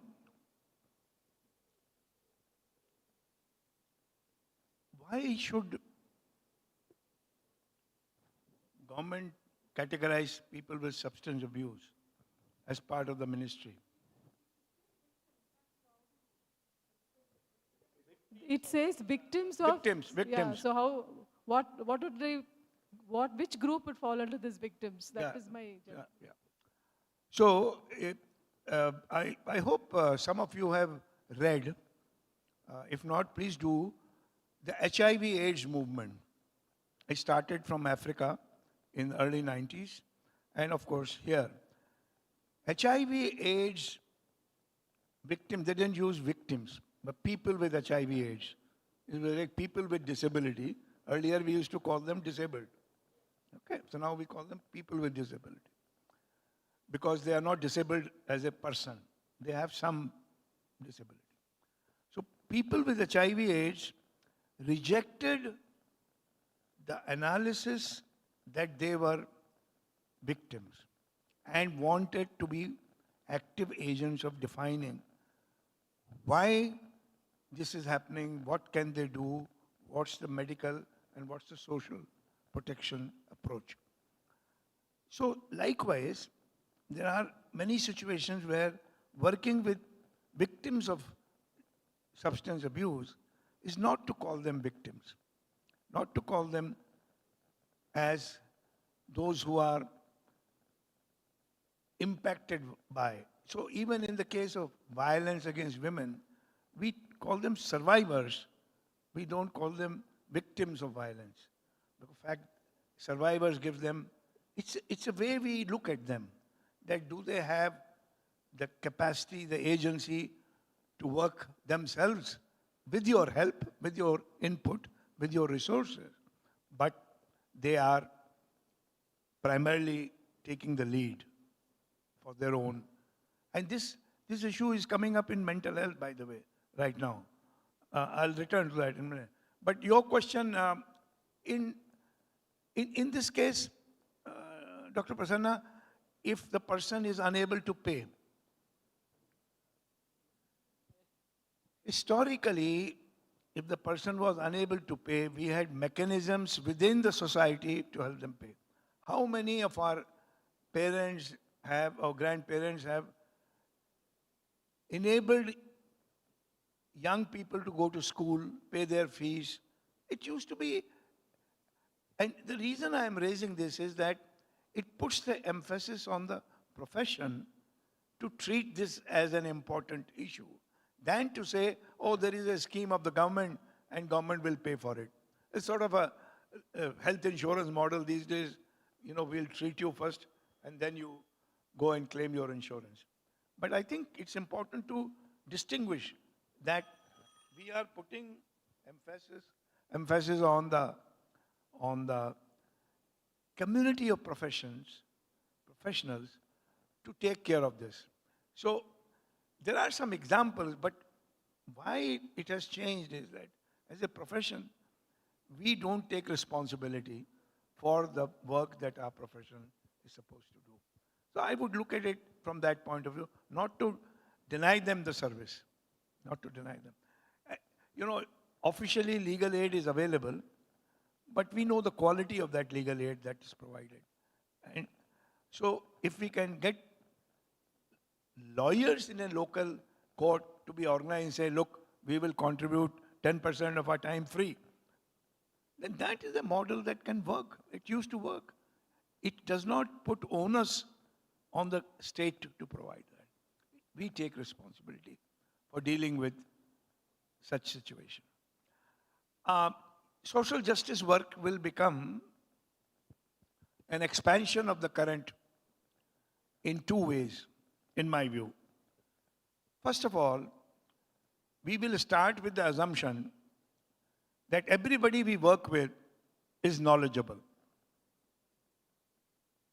has some knowledge. We were discussing in the morning the practice versus degree. Professor Prasanna was also saying the same thing. Dr. Mishra said, it is not either or. It is and. So we start with that understanding that everybody has a knowledge. So that expands. the work of the profession. And then our role is to enable them to act on their knowledge along with the additional expertise that either we have in our profession or we can connect them with. Because many a times our profession may not have the expertise. So in a way, our role shifts from helping to enabling, from treating them as somewhat disabled, poor, they don't know anything. It's not that they don't know anything. It's that what they know, we don't want to hear. Because we are busy telling them what we know. And we know limited amount. So look at the profession as a profession which promotes social justice, sometimes vis-a-vis the state schemes, but many a times within the social structures that they are a part of. The practice of untouchability in our families and households, the practice of female feticide in our families and households or neighborhoods, or early girl marriage, early bride, these practices are societal practices. And as citizens, we don't deal with them because we expect the government's law to come and deal with them. But that's a role that social justice work will give to our profession. We deal with them directly. We don't send them to the court of law, but we engage with them, we discuss with them, we argue with them. And most of the time, we know these people in our families and friends, and we keep quiet because we separate our professional work from our personal responsibility. But women's movement always said, personal is professional. So that it will expand the kind of work we will do. Of course, it will mean new curriculum, new ways of teaching and learning, as Centurion is doing, learning by doing. But it also will shift the nature of our profession to not an expertise providing profession, but more enabling, supporting, engaging profession. And why I mentioned mental health? Because in the eyes, in my eyes, let's say, in the eyes of some scholars, everybody is mad. We are mad in different ways. What we consider as societally acceptable in a geography or region, those who follow that acceptable definition, they are, oh, these are sane people. Rest of them are mad, pagal hai. But many of us who came to this stream of work, Bharat Bhushan, Prasanna, Jagdaji, we were labeled as mad by our families. They thought they didn't call it mental health problem at that time. But so the issue of mental health is not that these are sick people, because in today's context, each one of us goes through anxiety, distress, depression. We either don't recognize it or we don't talk about it. The best example of this public disclosure was the interview on the ground that Jimmy gave this cricketer at the end of the semi-final after beating Australia. She narrated her state of mind and emotion explicitly on the ground, publicly in front of the cameras. And that relieved many other batchmates, playmates, people to say, yes, it is okay to talk about these depressions and anxieties because it is a common universal phenomenon. It's not something that happens only to mad people of people who are suffering from mental ill health. So it's a way we look at the mandate of our profession. The mandate of our profession is to promote social justice. And from that point of view, I was saying, call it social justice work. Thank you. Thank you, Rajesh Bhai. This can go on, and it's a very interesting conversation. But let me thank Rajesh Bhai on behalf of all of you, because, you know, Science Congress for Scientists and the other Indian Roads Congress is going on in Bhubaneswar for the public works engineers. Similarly, the National Conference of Social Work, which is happening here, is also a Kumbh Mela, you know, of social workers. It's a serious conversation. In a serious conversation of this kind and size, in which new discourse has to be created, new narratives have to be built, and new value systems has to be articulated, I think there cannot be a better forum than this. So my appeal to all of you, especially the leadership of the National Convention and the National Association, is how do you really re-articulate the values of social work? Because without the values, without the value system, professionalism is meaningless actually. And in that value system, if you are talking of integrity, and integrity is walking the talk. Walking the talk. If the members of the faculty, the members of the teaching community, the guest faculties, if they are not walking the talk, students can never walk the talk. How do you really build that kind of culture? That's a huge, you know, challenge. Second is empathy at this point of time, which was articulated by Rajesh Bhai and many of you in the earlier session, is a missing dot actually. Right? We understand many things, but when it comes to empathy building and empathy, we somehow falter there. And that is the cause of many disconnects within the social justice movement, between our work and the so-called clients, between the benefactor and the beneficiary, between the giver and the community who is receiving give. That is the second part. And my last point is the big ticket question of what is the purpose of our work? The purpose of life and the purpose of work, and the purpose of the profession for which we exist. I think once we start churning around this triad, there will be a new meaning, there will be a new narrative, and I'm sure you will all do that. I'm so happy that, you know, there is still some genuine interest, genuine what you call motivation to be part of this profession, because there are 2-3 professions which are going through a crisis actually. And let me tell you that. One profession, the journalism courses are not doing well now. Every campus, which is a campus on communication and journalism, they're struggling actually. The respectability of this great profession, the desire to be part of this great profession is changing very fast. And similarly, I should not say, but you know, as the chair of this little keynote address, let me provoke also, right? There are some courses which are on sale. You don't have to do any classes. You don't do any field work, yet you get a certificate or a diploma. You get a certificate and a diploma, and you feel that you are a professional. I think the association has to protect the integrity of the program. When I'm saying that there are some courses which are on sale, your subject is also on sale. I can see it very clearly. I experience it on a daily basis. And as someone being part of the profession, part of the biradari, I feel disturbed when these things happen. So government cannot do anything.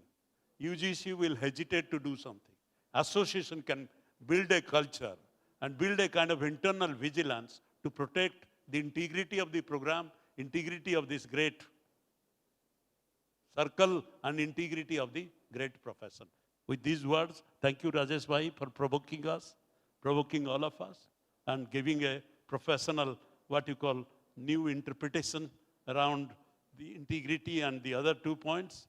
And I'm sure there are veterans who are sitting both in the front and the back. There are practitioners also. How do you really combine this beautiful, combination to re-articulate the purpose of the profession, purpose of the course, purpose of the institutional arrangement, and purpose of the, and the values which each professional social worker should practice, profess, and cherish. Thank you so much.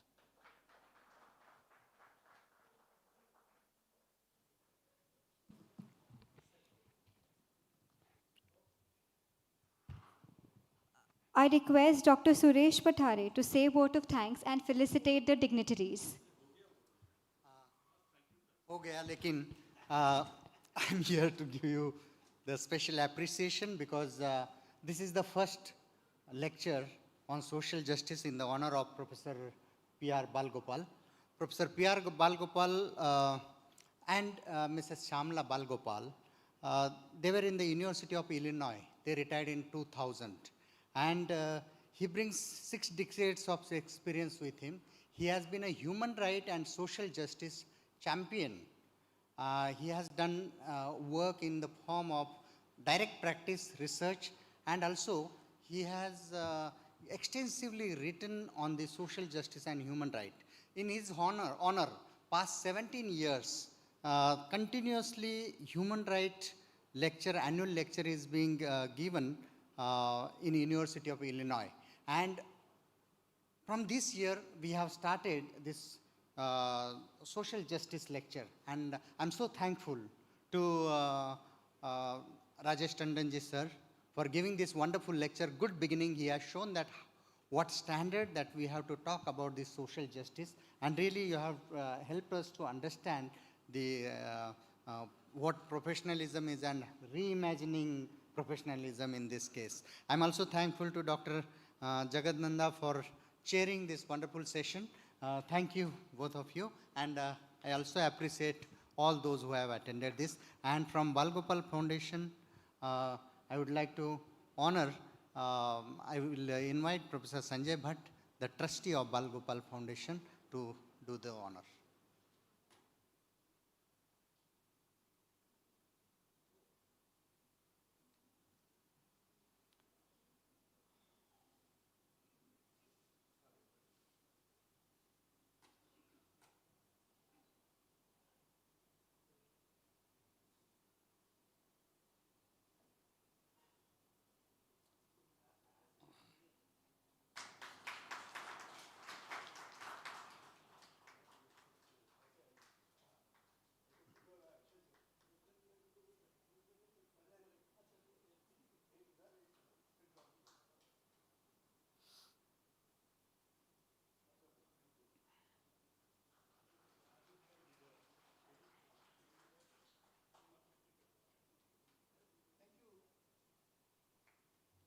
Thank you, sir.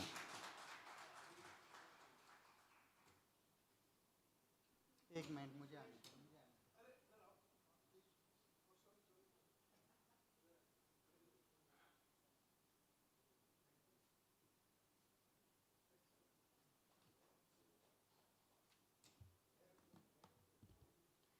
Thank you so much, sirs.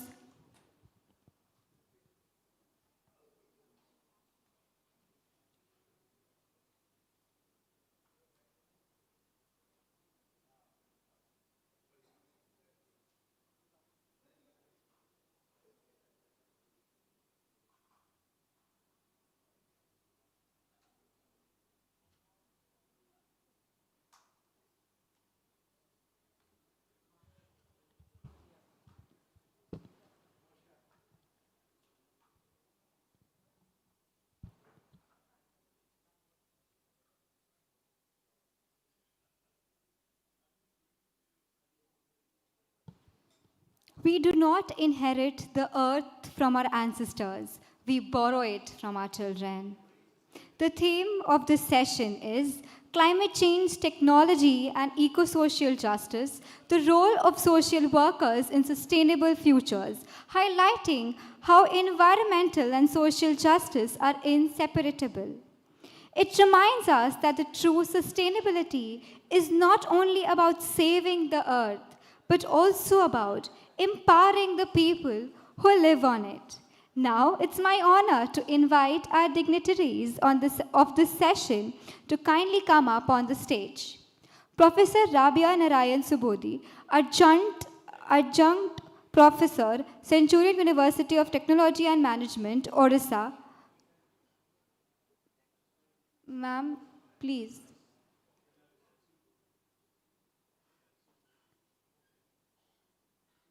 Professor Bibin Jojo, Professor and Dean, School of Social Work, TISS, Mumbai.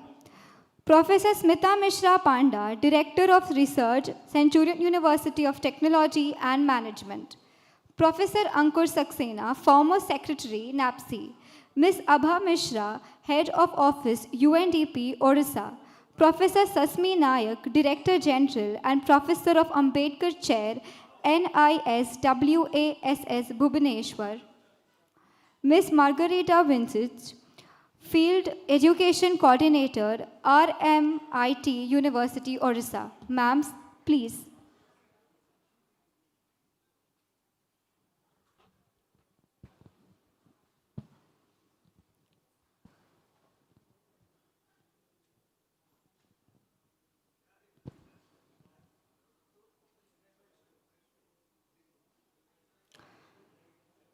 Professor Rabi Narayan Subodhi. Madam is an adjunct professor of Centurion University of Technology and Management with over 3 decades of academic and research experience. He has made significant contribution in the fields of operations research, quantitative techniques, and management sciences, and has guided numerous doctoral scholars. Professor Bibin Jojo. Sir is a professor at the Social Work at the School of Social Work, TISS, Mumbai, with over 25 years of experience. His expertise lies in tribal development, social policy, and governance, with a deep commitment to indigenous and marginalized communities. Professor Smita Mishra Panda is the Director of Research at Centurion University and a leading scholar in gender, governance, and social inclusion, with collaborations with UN, Women, and World Bank. Professor Ankur Saxena, Sir is a former secretary of NAPSI and a renowned academician who has contributed greatly to curriculum development, youth engagement, and professional social work education in India. Ms. Abha Mishra is the head of office at UNDP Odisha with over 30 years of experience in partnership in development planning, climate resilience, and women's empowerment, driving impactful partnerships for sustainable development.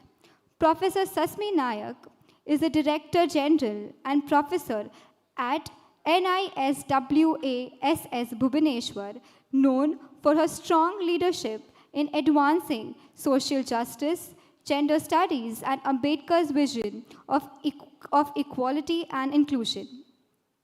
Ms. Margarita is the MPhil Education Coordinator at RMIT University, Australia, and a compassionate educator and activist working in gender justice, human rights, and transformative social work education globally. I request Professor Rabi Narayan Subodhi to kindly chair the session and take over the proceeding. Thank you. Thanks for nice introduction. As we all are aware, we are running late, and as advised, hope my respected panelists would kindly consider. If you can please speak for 5 to 7 minutes each first round, and maybe you can take off questions, if any, that will be better. Another 2 minutes, that will be better. At the outset, I thank the organizers for conducting such mega event, which is, I'm told, first of its kind in this region.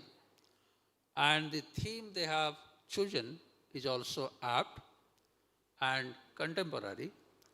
As we have listened to many speakers in the inaugural session, followed by the keynote speech by Tandonji, chaired very beautifully by Jagadanandji. Here, what we are to deliberate today through our learned panelists, I think they have been introduced. We have with us Professor Jojo, Madam Smita, Professor Ankur, and Madam Ava, Professor Sasmi Naik, and Ma'am Margareta. So to me, what I feel, what we have learned from the speakers, it is not only social justice. I would request the panelists, if possible, can we possibly add the term concept equity also there? If possible, one who feels. And the key terms here, climate change, technology, eco-social justice. To me, can we also deliberate, if one of the speakers can please think of, if we are adding technology, can that be one enabler? Can it be the solution, what we perceive are the issues on these terms? So I'll not be taking much time. With honest request to my learned panelists, if they can please kindly limit to 5 to 7 minutes each, so that we can take off few questions from the audience. May I request Professor Jojo, please, to first start.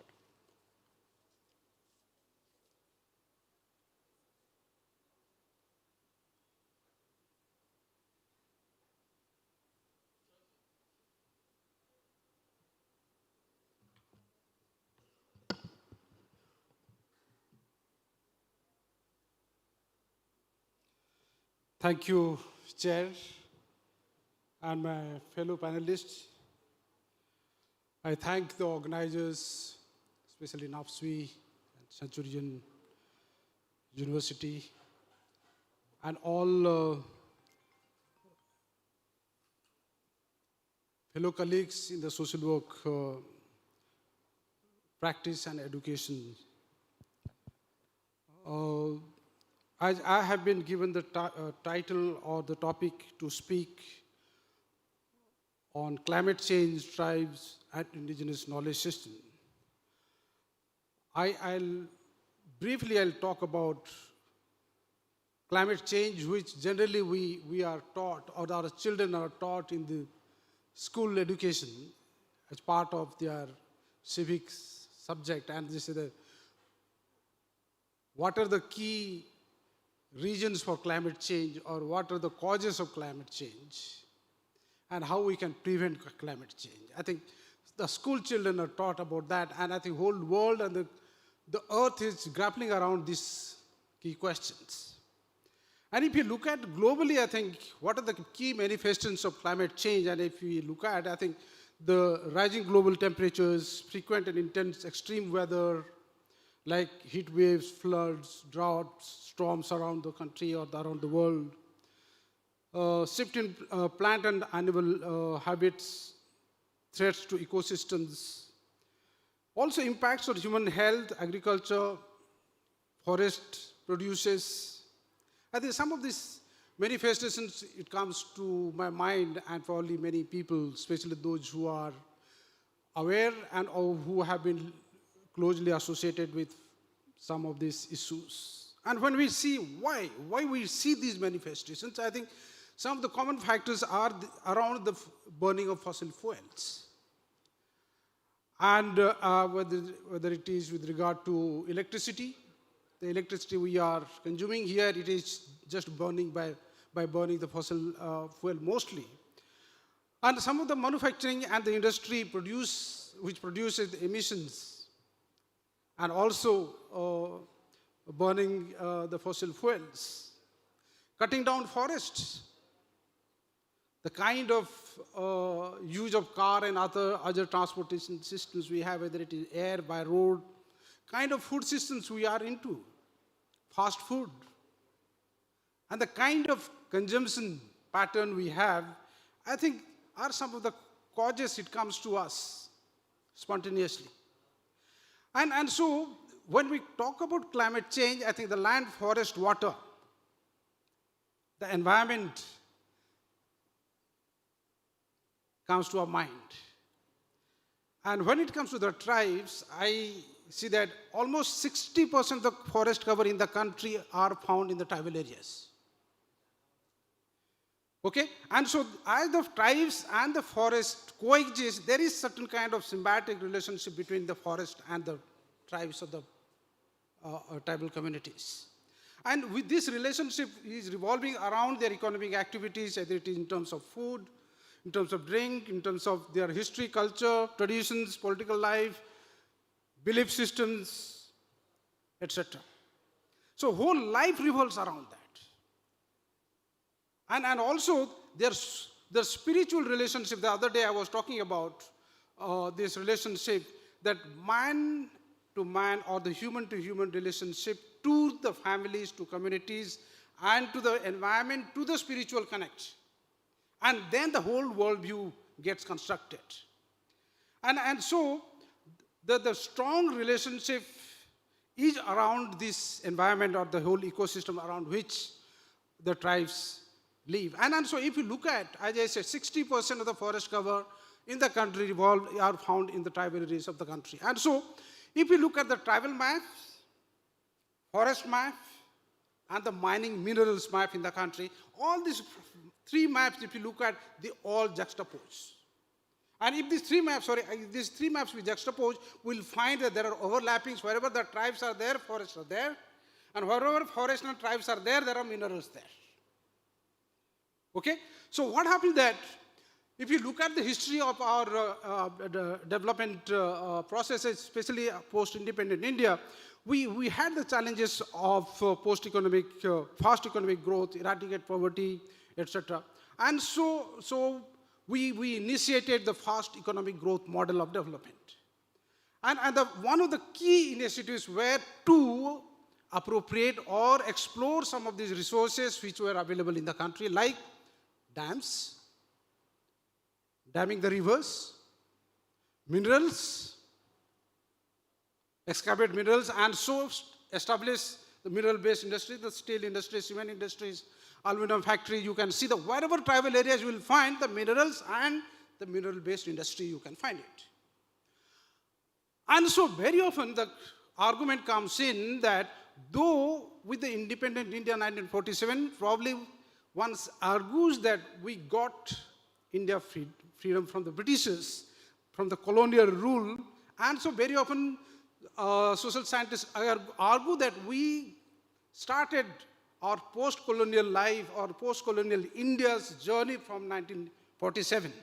But looking at this kind of development processes, the kind of colonization entered into the tribal areas, and many of the scholars argue that with the independence, tribals have not been experienced or not had the post-colonial experience, but rather they got into the different waves of colonization.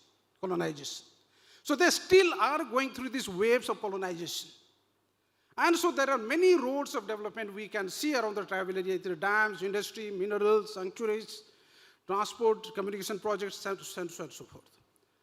And so if you look at the kind of sociocultural landscape and the ecosystem services, because of the lack of time, I'm not getting into the details, but the kind of sociocultural landscape and the ecosystem services which they have around this forest environment, nature, I think which is embedded with rich amount of traditional indigenous knowledge system, which is embedded with their knowledge, culture, and traditions, which revolves or which maintains or it tries to maintain certain kind of welfare or well-being of the tribal communities. And also when we look at this kind of situation, the whole origin stories, the spiritual systems, which revolves around this environment, this forest, trees, nature, their whole life cycle, starting with the birth to death. Everything revolves around this nature. The whole of their social institutions revolves around the nature. Okay?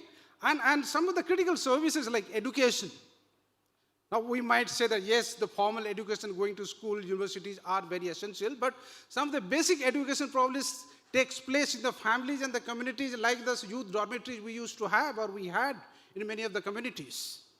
And the healthcare systems and the food, water, the housing systems which they had, probably today the five-star systems, five-star hotel system are getting into that kind of housing or accommodation systems where people have to pay like not throw away, rather huge amount of money, which probably earlier people were thinking that it is kind of primitive life or one very uncivilized life or very, very poor life these tribes are living.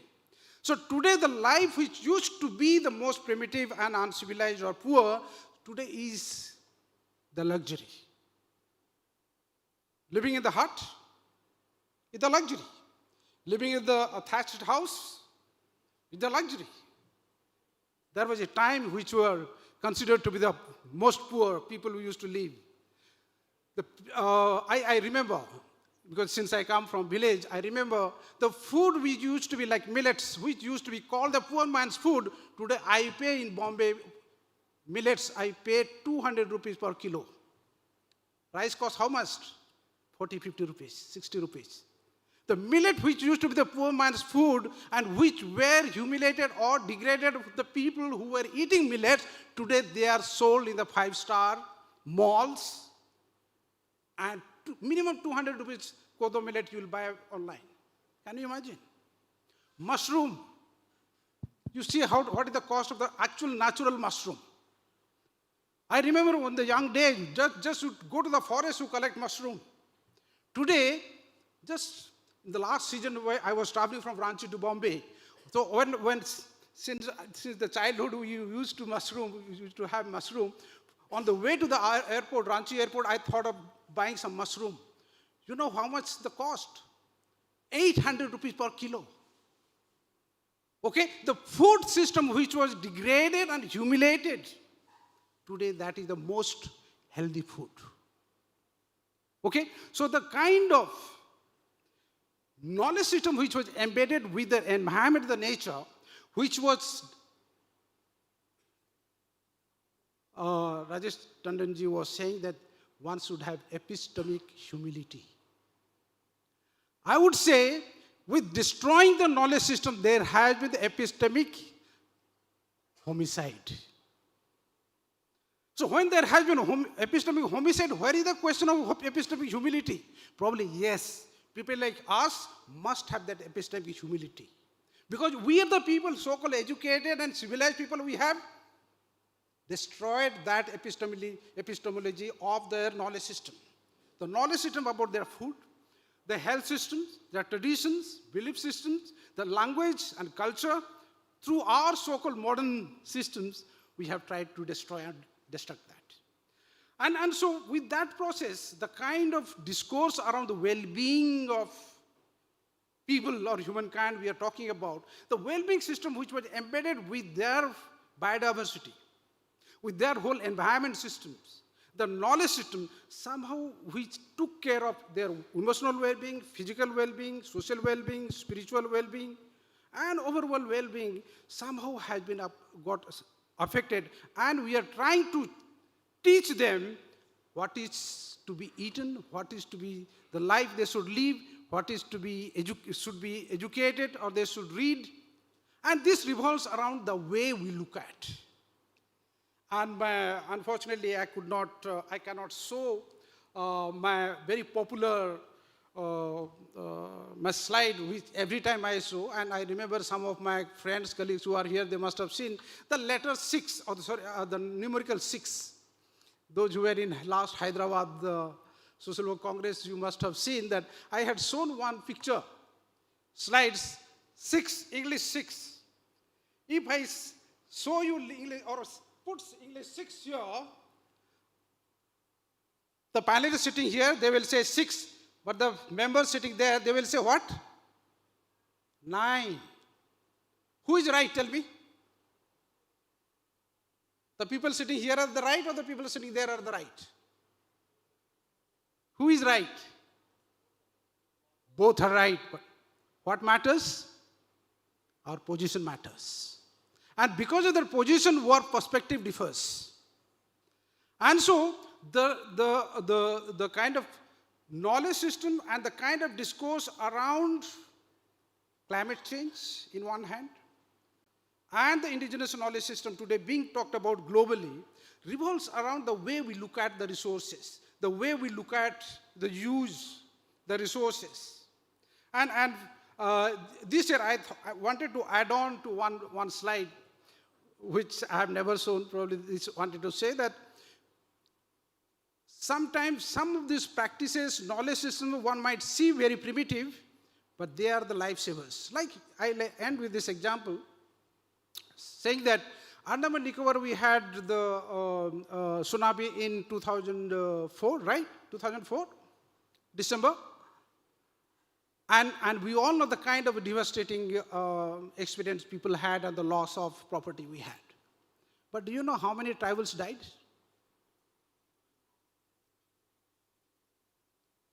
No tribes died from there. The original tribals living in the island, nobody died. Why? Because of their own knowledge system, indigenous knowledge system, because based on the waves, based on certain natural change, they sense that there is something unnatural going to happen. And so the day before tsunami, everybody ran up to the mountain. Hardly any one of them died. How do we, so-called the modern scientific knowledge, explain that? I think that is the question we have to ask, and probably with the context of climate change or so-called development, and the indigenous knowledge system when we are talking, probably we also have to think that how certain worldview, how certain perspectives come in, and the kind of epistemology involved in this process. Probably instead of destroying and getting into this epistemicide, I think we have to see that how we can restore, we can allow them to sustain with their own epistemology. Thank you. Thank you, Professor Jojo. Among other points, you have very rightly pointed out how we are being indifferent to Indian traditional knowledge. Next, we have with us, okay. Yeah, right there. Professor Smita Mishra Madam, who is presently Director Research of this beautiful university. She will be deliberating on climate change, women, and sustainable agriculture. Over to you, ma'am.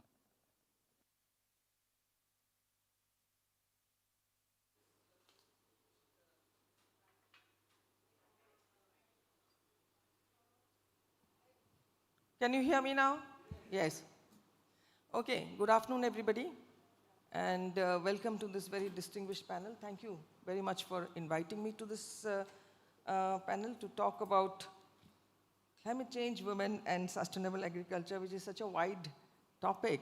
I mean, I don't know how much I can, but I'll just try to flag off some issues so that our students can, pick these issues and pick up, they can ask some questions, because this is such a vast topic.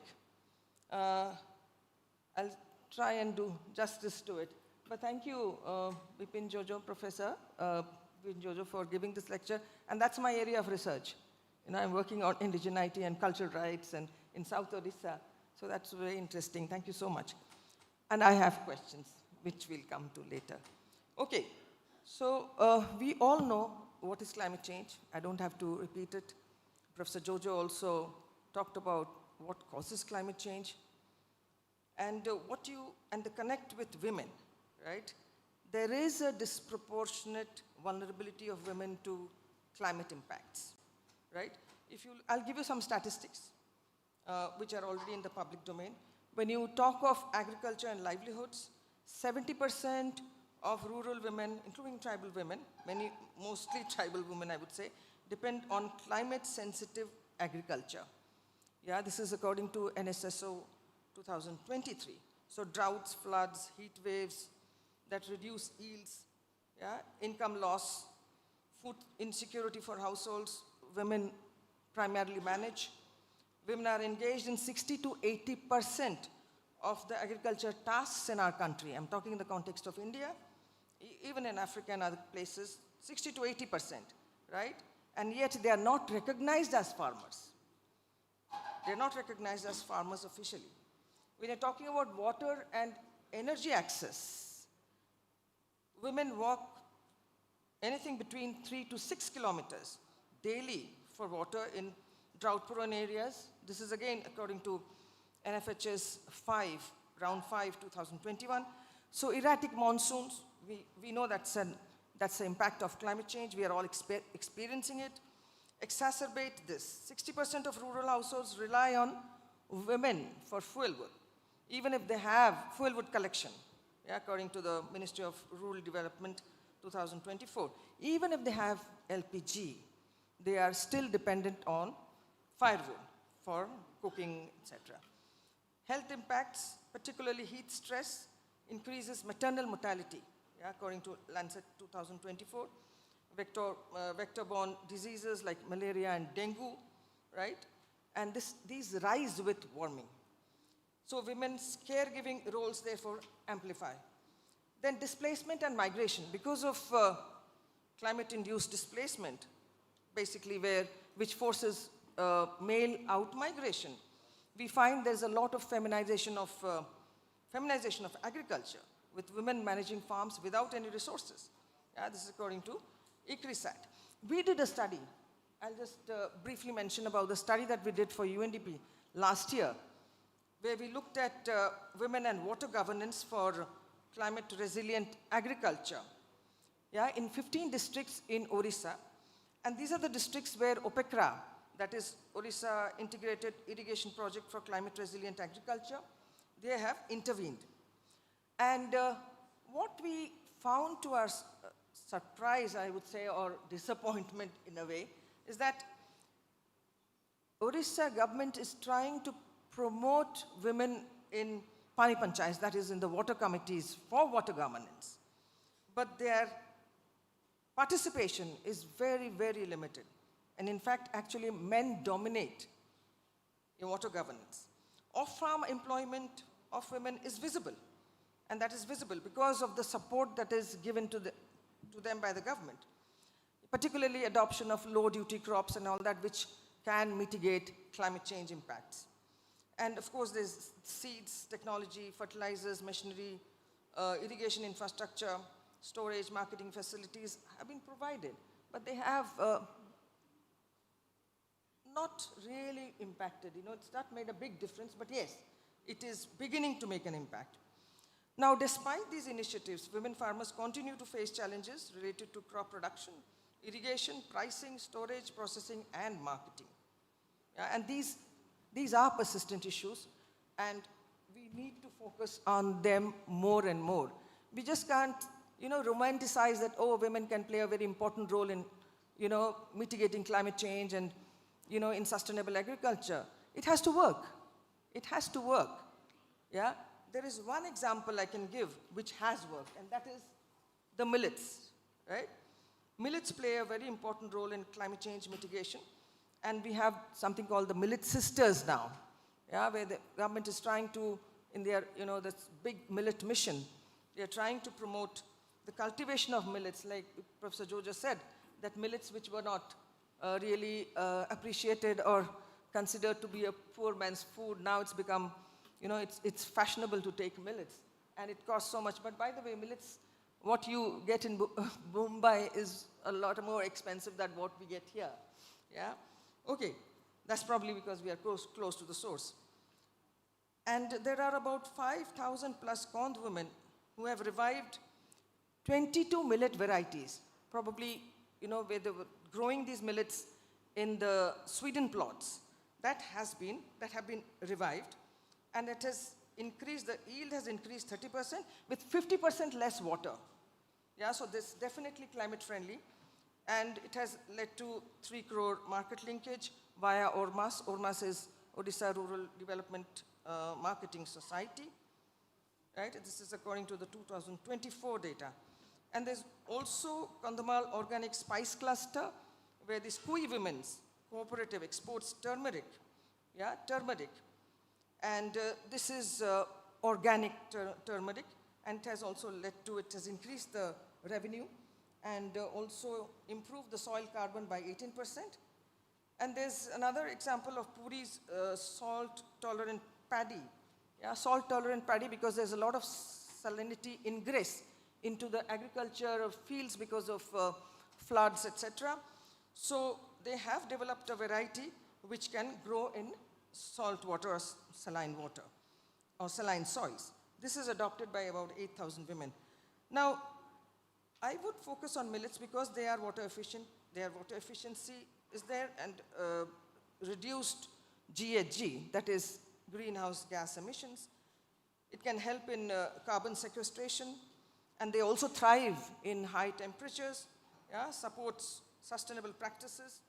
You can do crop rotation, intercropping, organic farming that enhances soil health and biodiversity.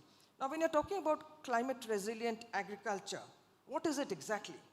It's about withstanding droughts, floods, heat, and salinity, reduce greenhouse gas emissions, right? Maintain soil health and biodiversity yields. And what is found, this is India figures, not Orissa, that women drive 70% of on-farm climate resilient agriculture adoption, right? And some more examples, yeah, they can, in terms of practices, one is the drought-tolerant crops, system of rice intensification, which is already happening in many parts of India. Soil-tolerant varieties, like I told you about the Puri, in the Puri areas where there's salinity, which they can grow this kind of crop. It's a paddy in the soil, in the saline soils. Conservation agriculture, which is mostly about zero-till mulch and crop residue. Agroforestry. This practice definitely can help in climate mitigation. Then integrated pest management, growing neem, trap crops, bioagents, etc. Now, I just flagged off these issues because I thought let's have a discussion on this. It's not only women. Yeah, we should also look at women, of course, because 60 to 80% of the tasks are done by women. But it's not that it's only the women who are going to, reverse climate change or mitigate climate change impacts. Yeah? Everybody has to participate. And how that can be done, that is something which remains a big question, because we know and we are experiencing the impacts of climate change. And it is a reality now. It is a reality. It has taken years to get where we are today. Years and years. I don't know how many more years it will take us to make some kind of impact in terms of mitigation and adaptation. Thank you. Thank you very much. Thank you very much, Smita Madam. Next, I request Professor Ankur Saxena, who would be speaking on CSR and eco-social work in India. He represents NAPSWI. He was the former secretary. Over to you. Good evening, respected chair, my fellow presenters, experts on the dais of the dais. I'll just share a few of the experiences. Of course, I'm not a perfect person. I'm coming from the state of Gujarat. I'm from a university which is very cash-rich and cash-rich state. And what Professor Prasanna sir said, skill. And what we have done is we have incorporated corporate social responsibility. Ours is a state government university, the Maharaja Sayaji Rao University of Vadodara, Gujarat, which is a residential university with 55,000 students on campus, 21 boys hostel and 8 girls hostel. A very huge university established in 1850. Of course, I'm not perfect. We are not perfect. Nothing like CUTM. But yes, we make an impact when it comes into corporate social responsibility. We are very industrially, very strong, and what we learned, we practice the skills of resource mobilization. Our alumni cell is 1.5 crore rupees. We, except for the salaries, we depend on the state government. Rest of the things we never go to our university. We get things from CSR. A classical example is what we try to do is, if you look at CSR, it is basically anti-ecological social work. It focuses on the business, society, and the environment. The focus we don't get, we go to the university, we need this thing, the university says, sorry, we don't have the money. We said, don't worry. We have got Reliance Industries Limited, we have got big corporates, ONGC, Western Railway, Gujarat Electricity Board, and we put a proposal and our things are being accepted.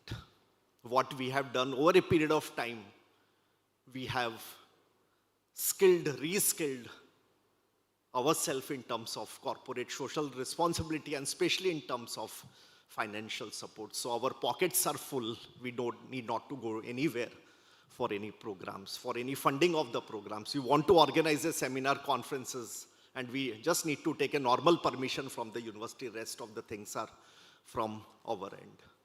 How do we look at CSR? A classical example is maybe aware about Akshay Patra Foundation. What we have done is public-private partnership. I would invite the delegates and especially the students, please come to आइए देखिए खुशबू गुजरात की. Please look at the public-private partnership of the Akshay Patra Foundation with Government of Gujarat, the non-government organization and Akshay Patra. I think this is where we need to network with various stakeholders. We need to look at something which is called USR, University Service Responsibility or Corporate Responsibility. What we have done last year in DSW, we have given around 3 crores of rupees scholarship to the poor and the needy students of the university. I think what we need, Lijjat Papad is a classical example. Bipin sir would agree with me. The Mumbai Dabbawalas, whatever the food is being left, that is just not wasted. It is just been given to the people who don't have a one-time food. Look at Mumbai Dabbawalas, a classical example. None of them IIM Ahmedabad, but yes, still they do a great work. I think what we need to do and approach wherever, how do we look at this CSR, business, society and environment?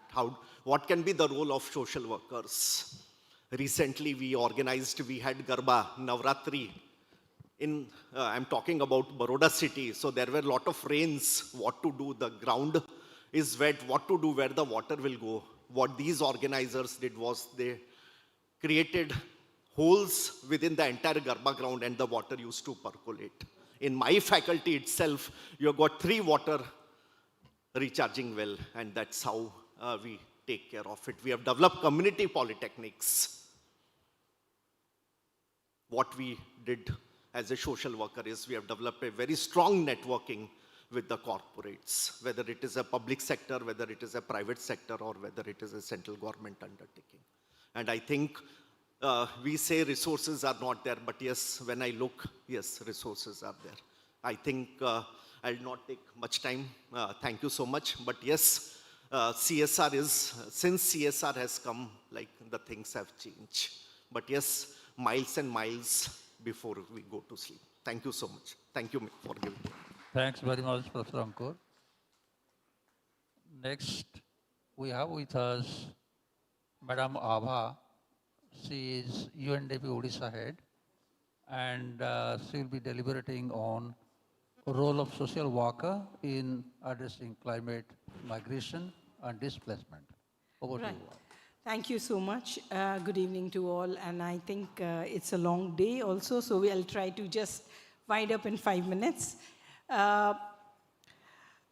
Thank you to CUTM, to NAPSA, and all my co-panelists and the people around sitting here listening to us. Thank you very much. There are two things which have been asked by me. One, for me, is the climate migration and displacement. We have talked about the climate change, but climate change is inducing migration and which is also leading to displacement because of the various climatic factors. And the crisis is growing. It is not reducing. 22 was one of the highest internal migration, about 32.5 million people across the world had migrated. So what is the key question before us, given the topic which have been asked?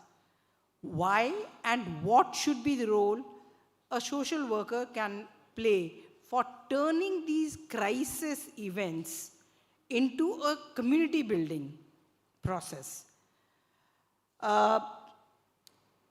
Before we get into that, we need to understand that the climate change is not only bringing in the economic losses, but it is also disproportionately affecting the most vulnerable, which we have already, Professor Jiju had already mentioned about one of the most, vulnerable community, the tribals. Before that, Rajesh Tandonji in his keynote address had also mentioned about other vulnerable groups. Does it just lead to migration, but what does it do also? Is also it reduces the whole assets, it reduces the natural resources which is available. It also in the long term sometimes lead to environmental degradation, and it leads to the economic stress of the funds availability with the government for the developmental works. If we have to divert our funds in response, recovery, we will not be able to do development as we wanted to do. And that basically leads to reversal of progress, and maybe we will not be able to achieve sustainable development growth. So why social work matters is because this discipline is a human-centric discipline. It keeps people in the center. It combines both relief, advocacy, and justice. It is not just talking about one aspect. It values dignity, self-determination, and social justice. So social work is not just about crisis response, but also about shaping just futures. What could be the level of interventions? It could be direct intervention, like, relief, rehabilitation, psychosocial care, trauma care, but it could also lead to community practices of empowerment for restoring the livelihood, community asset, rebuilding social bonds.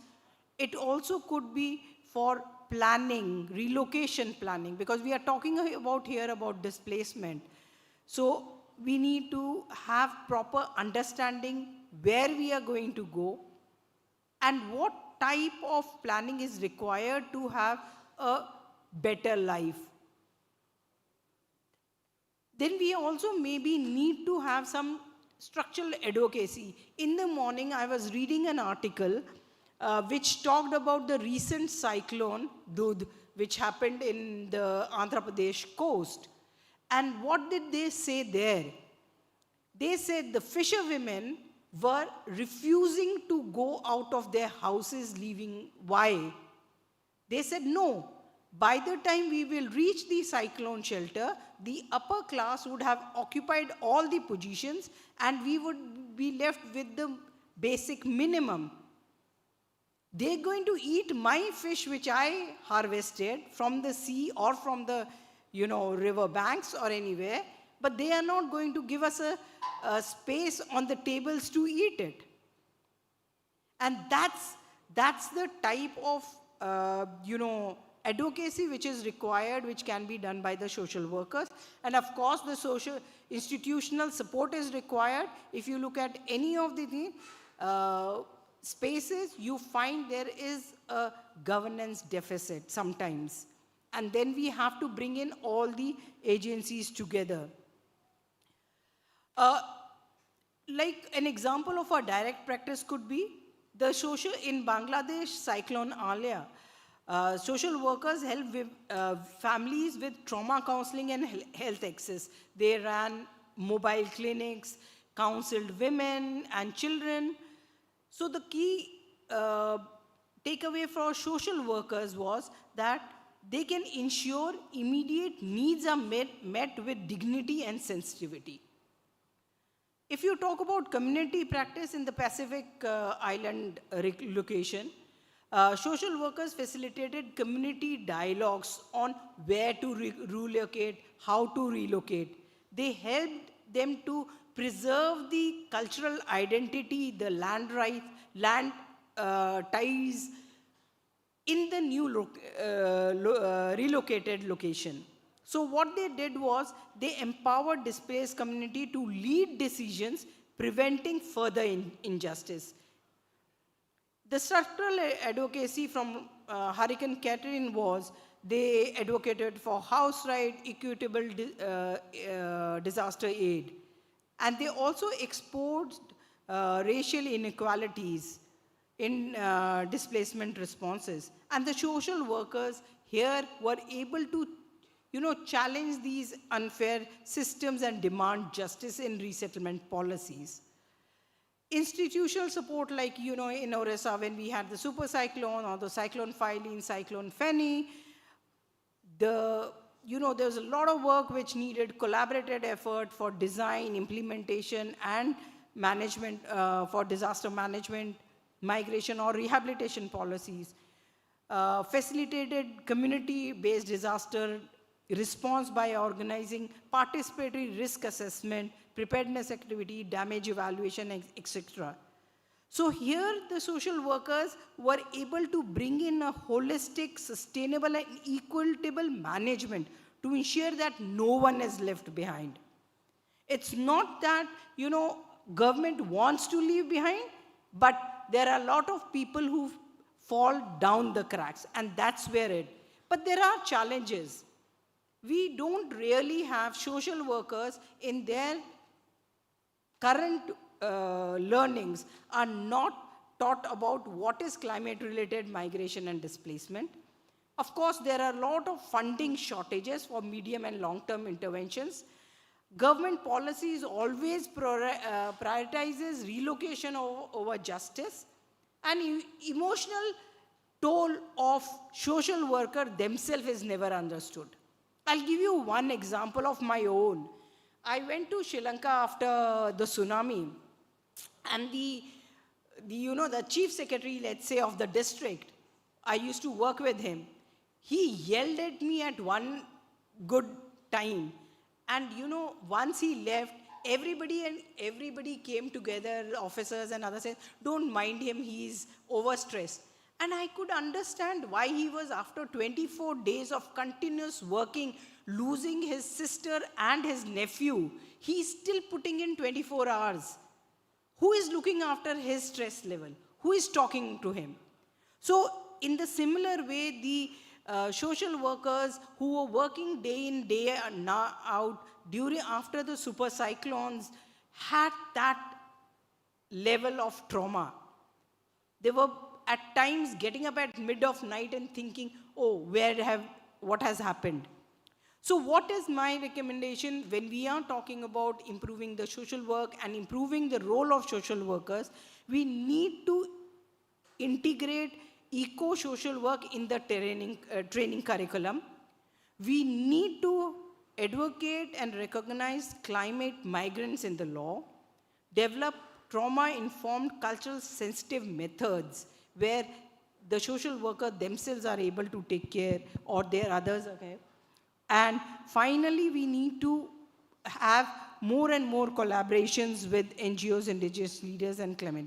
So the social workers, for me, at the end, when we are talking, they're working in this system from climate migration and displacement, where they are talking about a crisis to community building. Social workers are the bridge between humanitarian relief and justice. They think beyond survival, building dignities, resilience, and belonging. Social workers basically play a transformative role in ensuring justice, dignity, resilience for displaced population by combining advocacy, community practice, psychosocial support, and community engagement. Thank you so much. Thanks, Ava ma'am. Sorry, we could not give you more time. You would have continued. Next, we have with us Professor Sasmi Naik. She is Director General and Chair Professor Niswas, Odisha. Over to you, ma'am. So, a very good afternoon to the participants of NAPSWI, and I would especially like to thank NAPSWI for inviting me. I have kept away from NAPSWI for all these years, and today is the first time that I have come here. I was asked to speak on SDGs.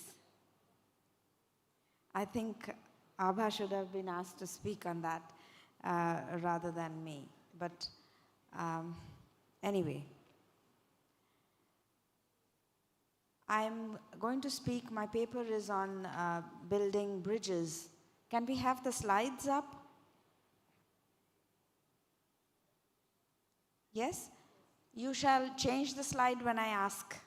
Yes, thank you. So it's on a system science approach in social work for attaining the UN SDGs. Today we are witnessing rising complexities in a globalizing world economy that precipitates inequality between the ultra-rich and the rest, encourages authoritarian populism, thereby undermining trust in democratic institutions and eroding the rule of law. We are confronted with extreme weather conditions and ecosystem collapses that threaten the planet's resilience. Technological advances have presented profound risks and ethical dilemmas. It is beyond doubt that we are in the midst of interconnected systemic challenges that cannot be solved by any single discipline, sector, nation. Injustices have become glaring, neutralizing people's capacities to resist egalitarian subjugating forces. There is a growing realization that addressing these challenges requires innovative solutions that take into account these dynamic interconnections and fundamental transformation processes or transitions. Can we have the next slide? In the above context, the National Institute of Social Work and Social Sciences has set up a center for all interacting, evolving system science, and I will refer to it as AI. It's a small effort to understand and address the complex dynamics of change, whether regenerative or degenerative, or a hybrid of these extremes in different ecosystems. AIESS rests on 4 universal axioms. Thank you. Thank you. Interconnectedness, interdependence, interactions, and the evolving nature of our reality. These axioms ground the rationale for an other-centered human intentionality, exposing the nothingness of the self and complementing Niswas's 55 years of history to liberate the oppressed by liberating the oppressor, a precondition for regenerative ecosystems. Now coming to the 2030 Agenda for Sustainable Development with its 17 interconnected goals, this provides a blueprint for an equitable, prosperous, resilient future. However, the very nature of these goals, their interdependence, non-linearity, and embeddedness within complex global systems poses a fundamental challenge to traditional implementation models. Sectoral interventions that target a single goal in isolation often fail or generate unintended negative consequences in other areas. For example, poverty eradication can lead to environment degradation, a phenomena which is known as policy resistance. It is unlikely that the SDGs are going to be realized by the year 2030, as policymakers and administrators visualize these 70 goals as independent of each other and pursue each goal with its distinct set of indicators separately. You can imagine 17 goals, 304 indicators, impossible for an individual in any community to even comprehend it.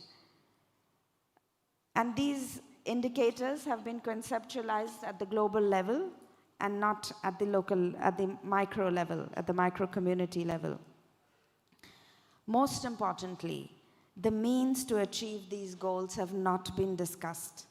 So any goal without a plan of action is of little value. It is in the path of process of the action plans that the possibility of achieving strategic goals lies. In other words, elaborating the common minimum areas of engagements of interventions that will help realize these goals is critical to achieving SDGs in a small community or a country. Further, setting goals without creating an enabling environment will take us nowhere.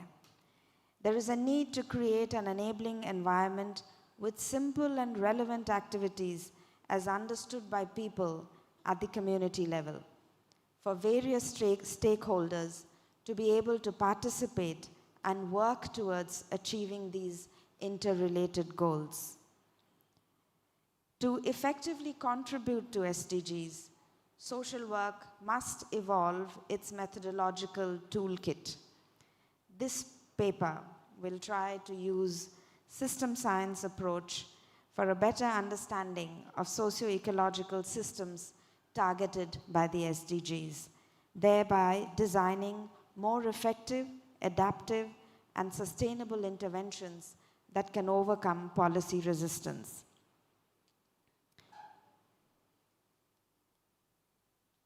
Now, this is the multidimensionality of the ecosystem, and this is a diagram that I have taken from Dominelli from her book Anti-Oppressive Social Work Practice, published in 2002. It's based on the person and environment perspective, recognizing that individual challenges are linked to broader social, economic, and environmental systems. Yet, conventional social work practice often operationalizes this perspective in a reductionist framework. I have hardly begun, so you'll give me a little extra time. At the micro level, and they do not relate it to the macro level systems in which these complexities are embedded. So Dominelli points out that unlike traditional social work practice, which abstracts the individual from his or her social context, in anti-oppressive social work, both the individual and the practitioner are situated within the multidimensional context. And this is where my School of Social Work, NISWAS, has been working, that you have to liberate the oppressor along with the oppressed, because both are embedded in the same context. So this acknowledges the process of interactions and interrelations involving power negotiations around their positions, with each side's use of agency in the hope of achieving specific objectives. The social work practitioner is to facilitate the negotiation between the different contexts to provide an ecosystem in which the individual can be self-empowered and relatively autonomous. Now, multidimensionality in the AIESS framework which we have evolved in our school is defined by the social, economic, political, and ecological dimensions. The social dimension includes relationships. The political dimension includes institutions and governance, and you can see that in the concentric circles there. The economic dimension includes agriculture, services, processing, manufacturing, and organizations. The ecological dimensions is the overarching dimension of ecology that you see in the center around the individual. Now, these specific dimensions are defined by 40 design factors. They are very tiny and you can't see that, but hopefully if NAPSI publishes the paper, then you can see that. And these 40 design factors along these 8 dimensions have 2 opposing set of variables on either side. And the variables at the right end are variables that are based on uncertainty, are non-dualistic, based on cooperation, and have a regenerative paradigm. The variables to the left of the spectrum are based on certainty, dualistic, are competitive, and are a degenerative paradigm. Now, these 8 are interconnected and interdependent and are not linear, but are interlocked. And there are innumerable interactions which show the uncertainties in which we find ourselves. I will just take to illustrate what I'm saying, I'm just going to take one dimension, and that is the dimension of agriculture.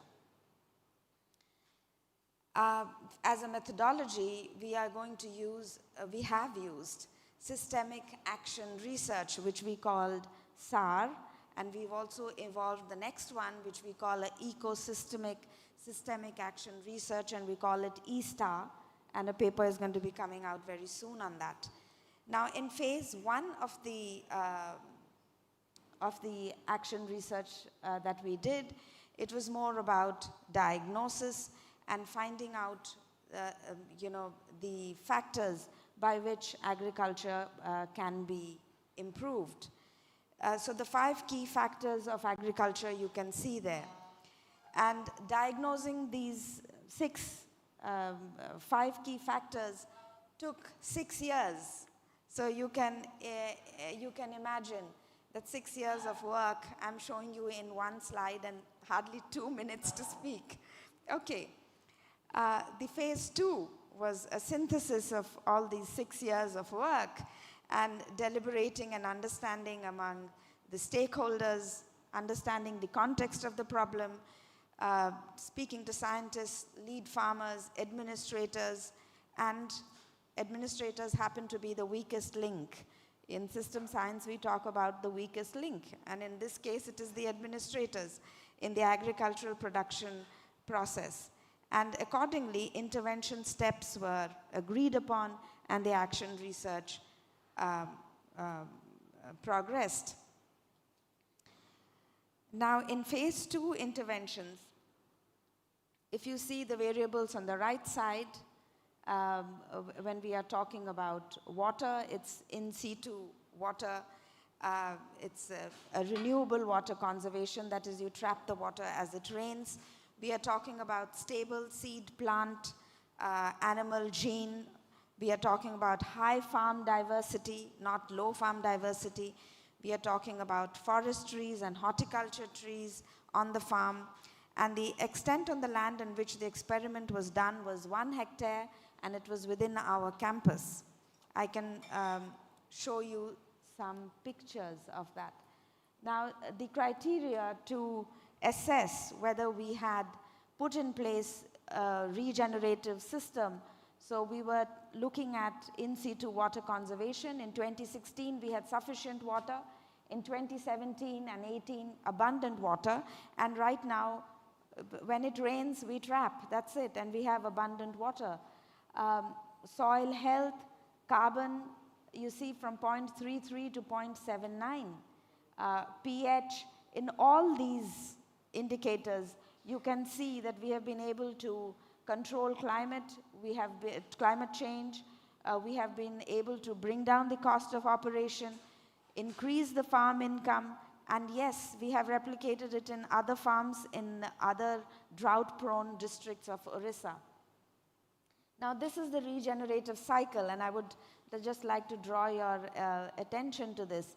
You can see 3 cycles there. You can see the farm ecology cycle, in which you have the high diversity, you have soil health, you have farm ecology, you have the other system, which is your water system, which is the rainfall, which falls on the farm, which is trapped in the soil because of farm diversity.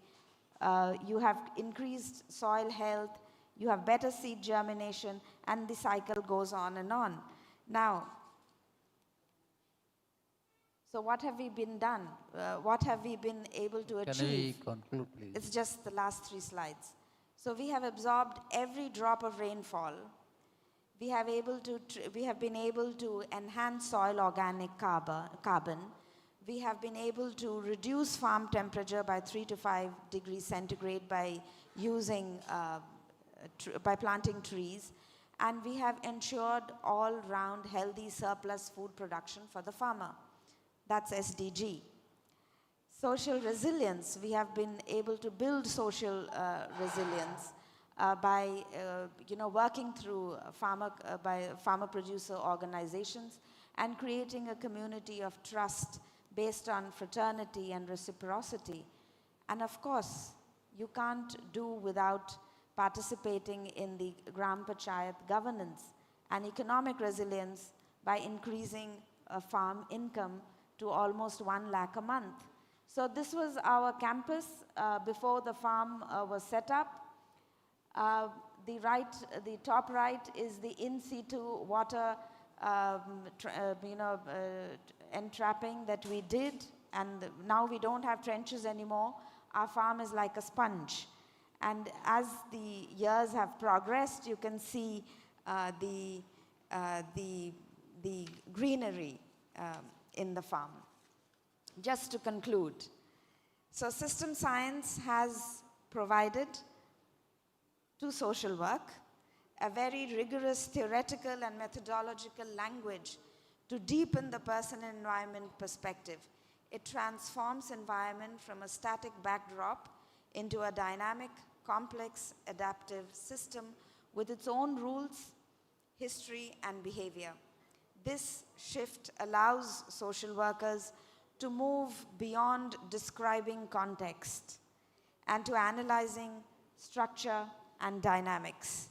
To begin with, social work curricula must integrate core concepts of systems thinking, transdisciplinarity, and participatory modeling. The role of the social worker expands to include the one of being a system facilitator and social innovator. This requires comfort with uncertainty and a long-term perspective on change. Social work research should embrace mixed methods and ecosystemic transdisciplinary action research that can capture systemic dynamics and emergent outcomes. Policy advocacy becomes more convincing when using systems map to explain it to administrators and to demonstrate that integrated policies is what we need.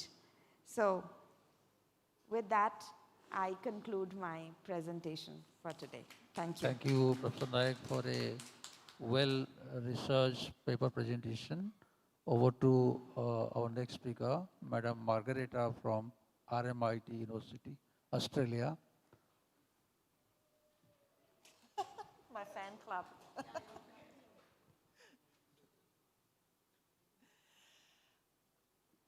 Good afternoon. Thank you very much for the invitation to have me speak at this conference. It's a real honor and privilege, and it's very, very exciting, I have to say. I teach at RMIT University. I teach in social work. And the reason I'm here is because we've built a wonderful partnership with Centurion University over many years, where Centurion University is the host organization, and then takes our students on their internship, on their final internship for their 4-year degree, and they are placed at community organizations in Bhubaneswar. So it's a wonderful partnership, and there's some incredible learning that's happening for our students, but also for us as practitioners and academics in Australia. So I'm going to be talking about heat waves and especially senior women in Australia. And it's part of my PhD research. I'm going to speak specifically from an Australian perspective, but having just listened to a whole bunch of different, experts, academics, practitioners, I think there are some synergies, that kind of cross continents. Because at the end of the day, climate change is a global issue, and it requires global solutions. And I think it really requires also all of us as professionals, as academics, as students, as activists, as community members, as people, to kind of work together to find a solution.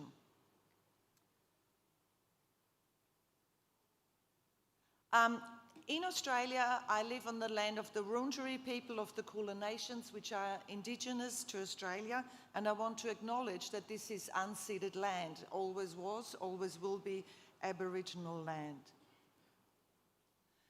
So we've already established, of course, climate change and the complexities of climate change, but for us as social workers, I think it's particularly important to highlight that climate change is the most significant threat to health and well-being in the 21st century. And it's also increased the difference between countries and also inequality within countries. This poses a significant issue for social workers who are supposed to work at the question of social justice and human rights. I do believe we have a real issue in Australia still of really grappling the intensity and the existential threat of climate change, how we can integrate that best into our social work practice. Eco-social work in Australia is talked about a lot, but it's not done a lot yet. And I think there's a very big difference to what I've heard my students talk about, what I read about, what you do here, compared to back home. And this is a very big challenge for us. It's actually a very big problem, because the way I think fundamentally how we still do social work in Australia is mainly centering the human and bringing environmental issues in, instead of actually looking at that interdependence of nature with humanity at the center and doing our work coming out of there. So in 2025, we now have the highest greenhouse gas emissions we've ever had, I think, in 2 million years. It's something like that. It's really quite frightening. And just in the last year, we had an extra 41 days of extreme heat. The climate crisis, we know, has its roots in the economic and the colonialist politics of the global north. And it's taken a while, but it has been identified as such also by our profession back home in Australia, that the root cause of the climate crisis, but also the root cause of increasing social injustice, is actually the same system.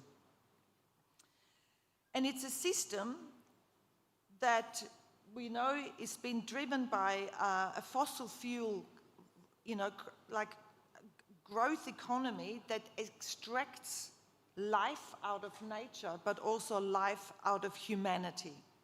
And Nancy Fraser, she's one of my favorite feminist political economists, she calls it cannibal capitalism.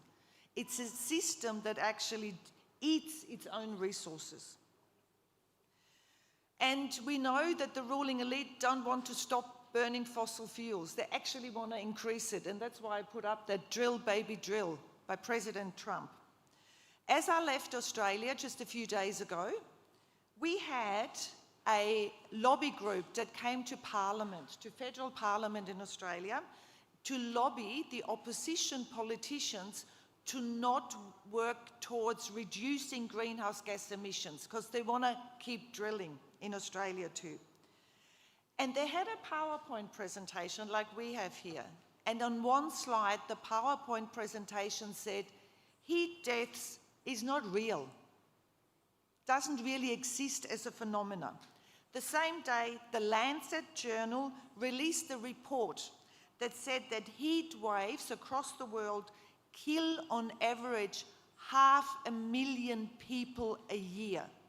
And this could still be conservative because not all deaths are recorded as heat wave deaths. So this could be conservative. What that means is 1 person every minute dies of extreme heat. Now in Australia, heat waves have killed more people than all other climate-related disasters combined. There is no other climate-related disaster that kills as many people. But heat waves are the only disaster that are not deemed a disaster, while floods, storms, typhoons are all deemed a disaster, and they release funding to community organisations and state governments. My question is, why are heat waves not deemed the same priority? Now, global statistics show that heat wave deaths, overwhelming majority of people who die in heat waves are seniors. And over the last, I would say, decade, we've also got more detailed research that also says that of that majority of people who die in heat waves, the majority are older women. And in Australia, it's probably quite different to here, but in Australia, a lot of older people live alone. They don't live with their families. So social isolation is also a big issue around dying from heat waves. And we have a lot more older women, and we're talking in their 80s and even 90s who live by themselves. That makes them, of course, more vulnerable. Now, this is a really important finding because what it says is that heat waves are a gendered issue. And it's not just that women live longer than men, because they do in Australia, but it's also been established that it's the millennia of systemic oppression and also discrimination and exploitation that leaves women a lot poorer. And if you are poorer, you do not have the same access to resources to keep you safe and cool during a heat wave. Women also experience more higher stress vulnerability, chronic illness, a lot of it due to poverty. There's also very limited research in how menopause, for instance, affects women, and increases their vulnerability to heat waves. So I think in that context, it's very interesting to think about like Eric Klinenberg, who said that heat waves are silent and invisible killers because they're not noisy like a storm. They're not like a bushfire, and we have lots of those in Australia. They're silent. The deaths happen often at home, alone. And the people who are most affected have been silenced, and they're invisible. Because the reality is in our society in Australia, older people don't have the same respect that they have in other societies. They are often also poorer. They're not seen as productive enough, and they're seen as a burden in society, unfortunately. For women, it's even worse. Our currency disappears when you're 40, because it's only when you're young you have currency as a woman, unless you're very rich. And most of us are not very rich. So older women become invisible, yeah? And if you are invisible, you don't have to worry about them, yeah? So that's one of the real big issues we're experiencing. So in a way, what we also establish, we can say is, firstly, there's nothing natural about heat waves.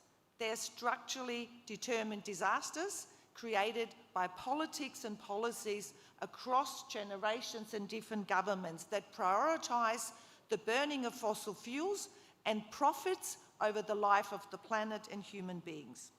And the state has a big role to play in the construction of risk and vulnerability to disaster.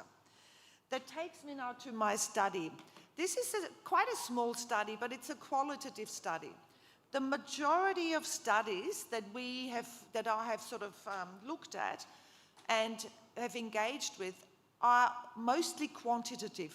We do not actually know, for instance, how older women experience heat waves. We know nothing about their knowledge, yeah? Nothing. We don't know their barriers.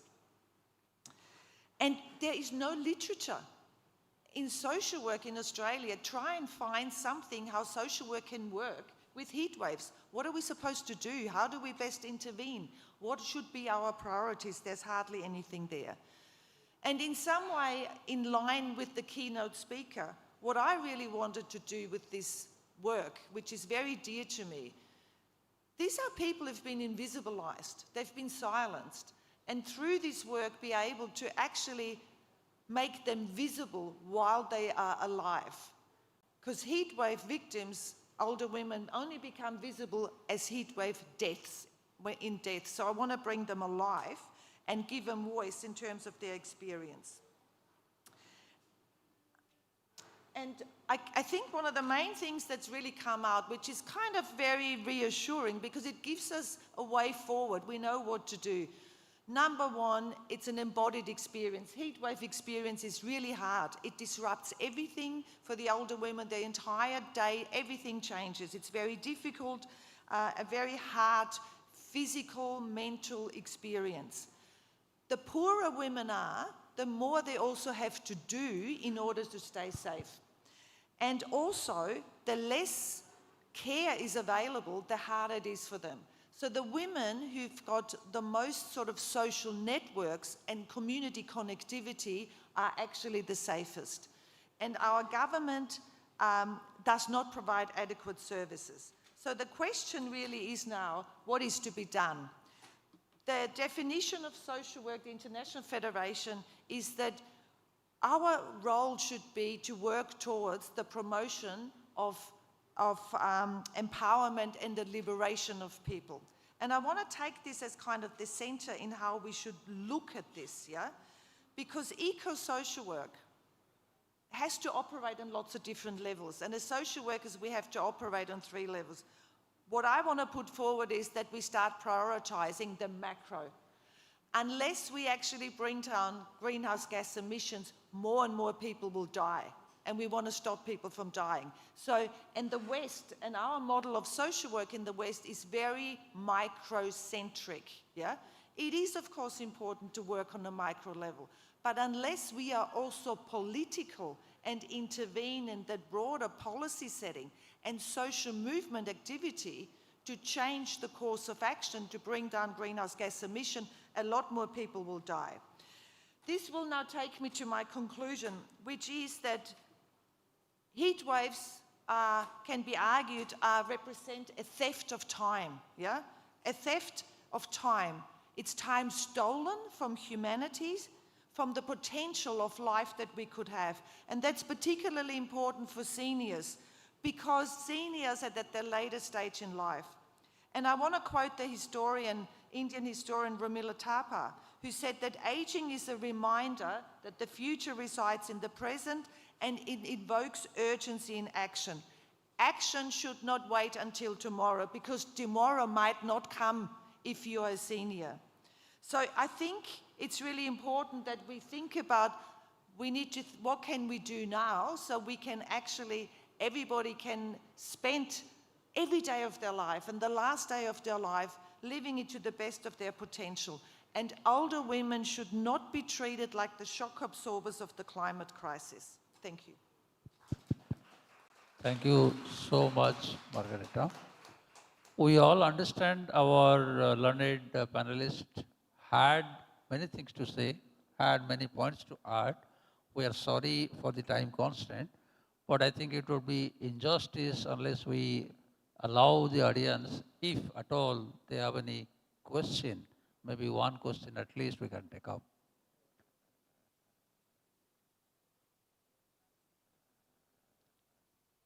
If not, we'll be, yeah. Can we have microphone if anybody can give? Young artists are waiting for the cultural program. This is to the last speaker. You mentioned that the academicians have a role, political role as well as the role in raising this as an issue. See, what happens is we have, as academicians, if you're writing or if you're doing research, it's still fine. Or if you are raising politically, it's still fine. But if you are expecting your students to do that, then who will pay them for that if that is their bread and butter? As an academician, of course, you have a salary, you are linked to some institution and you are paid salary. But if the students, generally what happens is we get into the students, or we, if I am to use this word, provoke the students to get into this.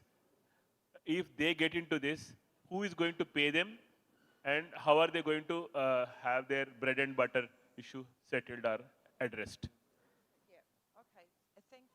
Thank you for that. So the way I look, I mean, social work should operate on all dimensions, yeah? And I think social work professionals as practitioners, but also academics, need to be more involved also in broader social action. That's part of social work. And in the West, we don't do enough of that, yeah? And I think in lots of ways, including the students, climate change is a big issue for all of us, even if I'm not a social worker. So what I always try and instill in my students too is that they need to fight also for their future. And even if they're not going to be social workers, but particularly social workers, we have that in our description on the International Federation of Social Workers. We need to promote empowerment and the liberation of people. You can't be liberated if you have a system that oppresses you. And the issue I always have is with the Western way of working is that somehow there's not enough challenge of that oppressive system in a way. Well, I would just like to clarify that, all social work is political work. And it's high time we realize that. Social work is not to adjust and to accommodate. It's not that. We've come far beyond that. When we are talking about dignity, we are talking about rights, we are talking about justice. So all social work is political. And I think our students need to be trained in that, and they need to think in those terms also, because solutions are not going to come but at the micro level, talking to individuals and helping them to adjust to situations. Not a continuation argument, but basic point is if you are looking at the guy or the student being employed or earning their livelihood, how is that if they are involved in this type of struggles, they earn their livelihood? Who is going to pay them for? A teacher like you or any of the teachers who are here, we get our salary so we can still raise ideological battle or do a political battle. But how does a student get his livelihood met? I'm just saying, even as if you're employed and you're a political activist, you could have problems with your employment too. Like, I'm thinking it's not just about students. You can be at a university, you could be fired for being political. As a worker, you could be fired for being political. And I think the best way for us, what we try to do, is for people to have also unions and like collectives where they protect themselves and work as a collective to protect their rights to be also political. I think there's no easy way out. No, I just wanted to add to this, is eco-social work, pardon? Yeah. No, I was just wondering, you're talking in the context of eco-social work, right, sir? Yeah. Is it so very different from what social work is already doing? Or you just want to say that does it give them more opportunities or more or less opportunities? No, who is going to employ them and how is that employer going to pay them? We are talking about the student who is not employed. Yeah. I'm not talking about the teachers that are sitting here in this room. If you are telling that the student should take it up as an occupation or their livelihood, who is going to engage them and who is going to pay them? You mean to say that they don't have any opportunity for employment? I don't think that. I don't believe in that. I think there's a lot of opportunity for employment if you're doing this kind of work, because the issues that we are discussing here, sir. Who's going to pay them? Anybody? No, what are you saying? Who's going to pay them? I think, Professor Jojo, can you just answer this question? Because you are from the School of Social Work. Yeah, I think this is a very pertinent question at this moment. Especially any organizations which are mobilizing people, communities to protest, to antagonize with the state plan. There are a whole lot of law and order issues coming in. But I think there are community, there are organizations who are into this policy advocacy work. Student has to make a choice whether I want to build career in the policy advocacy, or I want to go for CSR, or I want to go for Niti Aayog. I think students will have to make a choice, but I would say there are organizations, there are people who are still interested to go for policy advocacy. Now, when I say the kind of work, whatever, I think across the presentation, the issues being discussed. Now, I think in my earlier discussion also, in the pre-conference discussion also, I said that it is not necessary that students or the employees have to be on the street.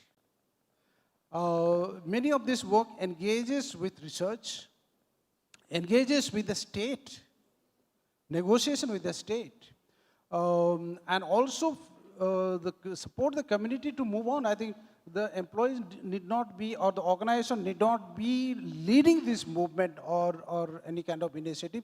Probably they can just provide information, provide necessary guidelines or strategy support, and probably some of the communities can take their own struggle. Not necessarily that all of us or our graduates will have to be on the street fighting with the state. So I have tried to say at the various two levels largely, if there is a choice, someone wants to make it, let him or let her go. If there is a choice to engage with the state, with a very positive engagement, negotiation with the state, I think dialogue is very important. Dialogue is important, and very often we do not dialogue with the state or other institutions. And that's where I think we have an issue and we get into the log or hot kind of situation. I feel even if we do not agree or do not see that we are into the same location or position, probably we need to dialogue. And the students or the organization, I think there are many, probably they are in that kind of level who are engaged. Thank you. I think our most energetic anchor who has been working since last 8 hours. Over to you, Sri Hari. Thank you all the dignitary speakers for their profound insights and inspiring perspectives. This session has beautifully reminded us that the fight for climate justice is a collective responsibility where technology and social work must work hand in hand to build a sustainable future. I now request Professor Rabi Narayan Subudhi, Adjunct Professor, Centurion University of Technology and Management, to felicitate the dignitaries. Sir, please.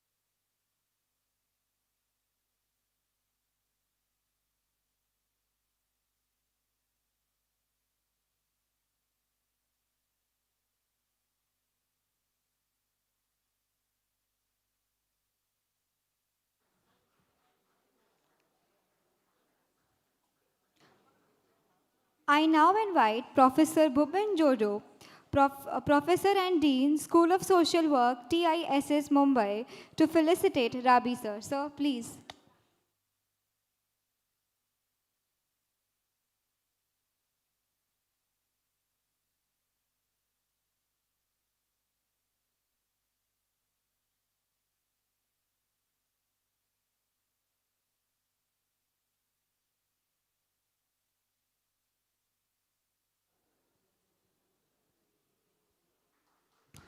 Thank you so much for all the participants, delegates, dignitaries, and everybody who has graced the occasion. With that, we officially come to the end of day one of this wonderful conference. But the evening doesn't end here. We now invite you all to join us for the vibrant cultural evening starting at 6:30 p.m. It's time to unwind, connect, and celebrate the rich diversity of art, music, and culture. Thank you, everyone. See you at Culturals. I would like to repeat once again, at 6:30, we'll start with the cultural event. At cultural event, we have series. The venue of the cultural event is the same, the main venue, Boys Hostel 7. Here only we'll have cultural event, and it will start by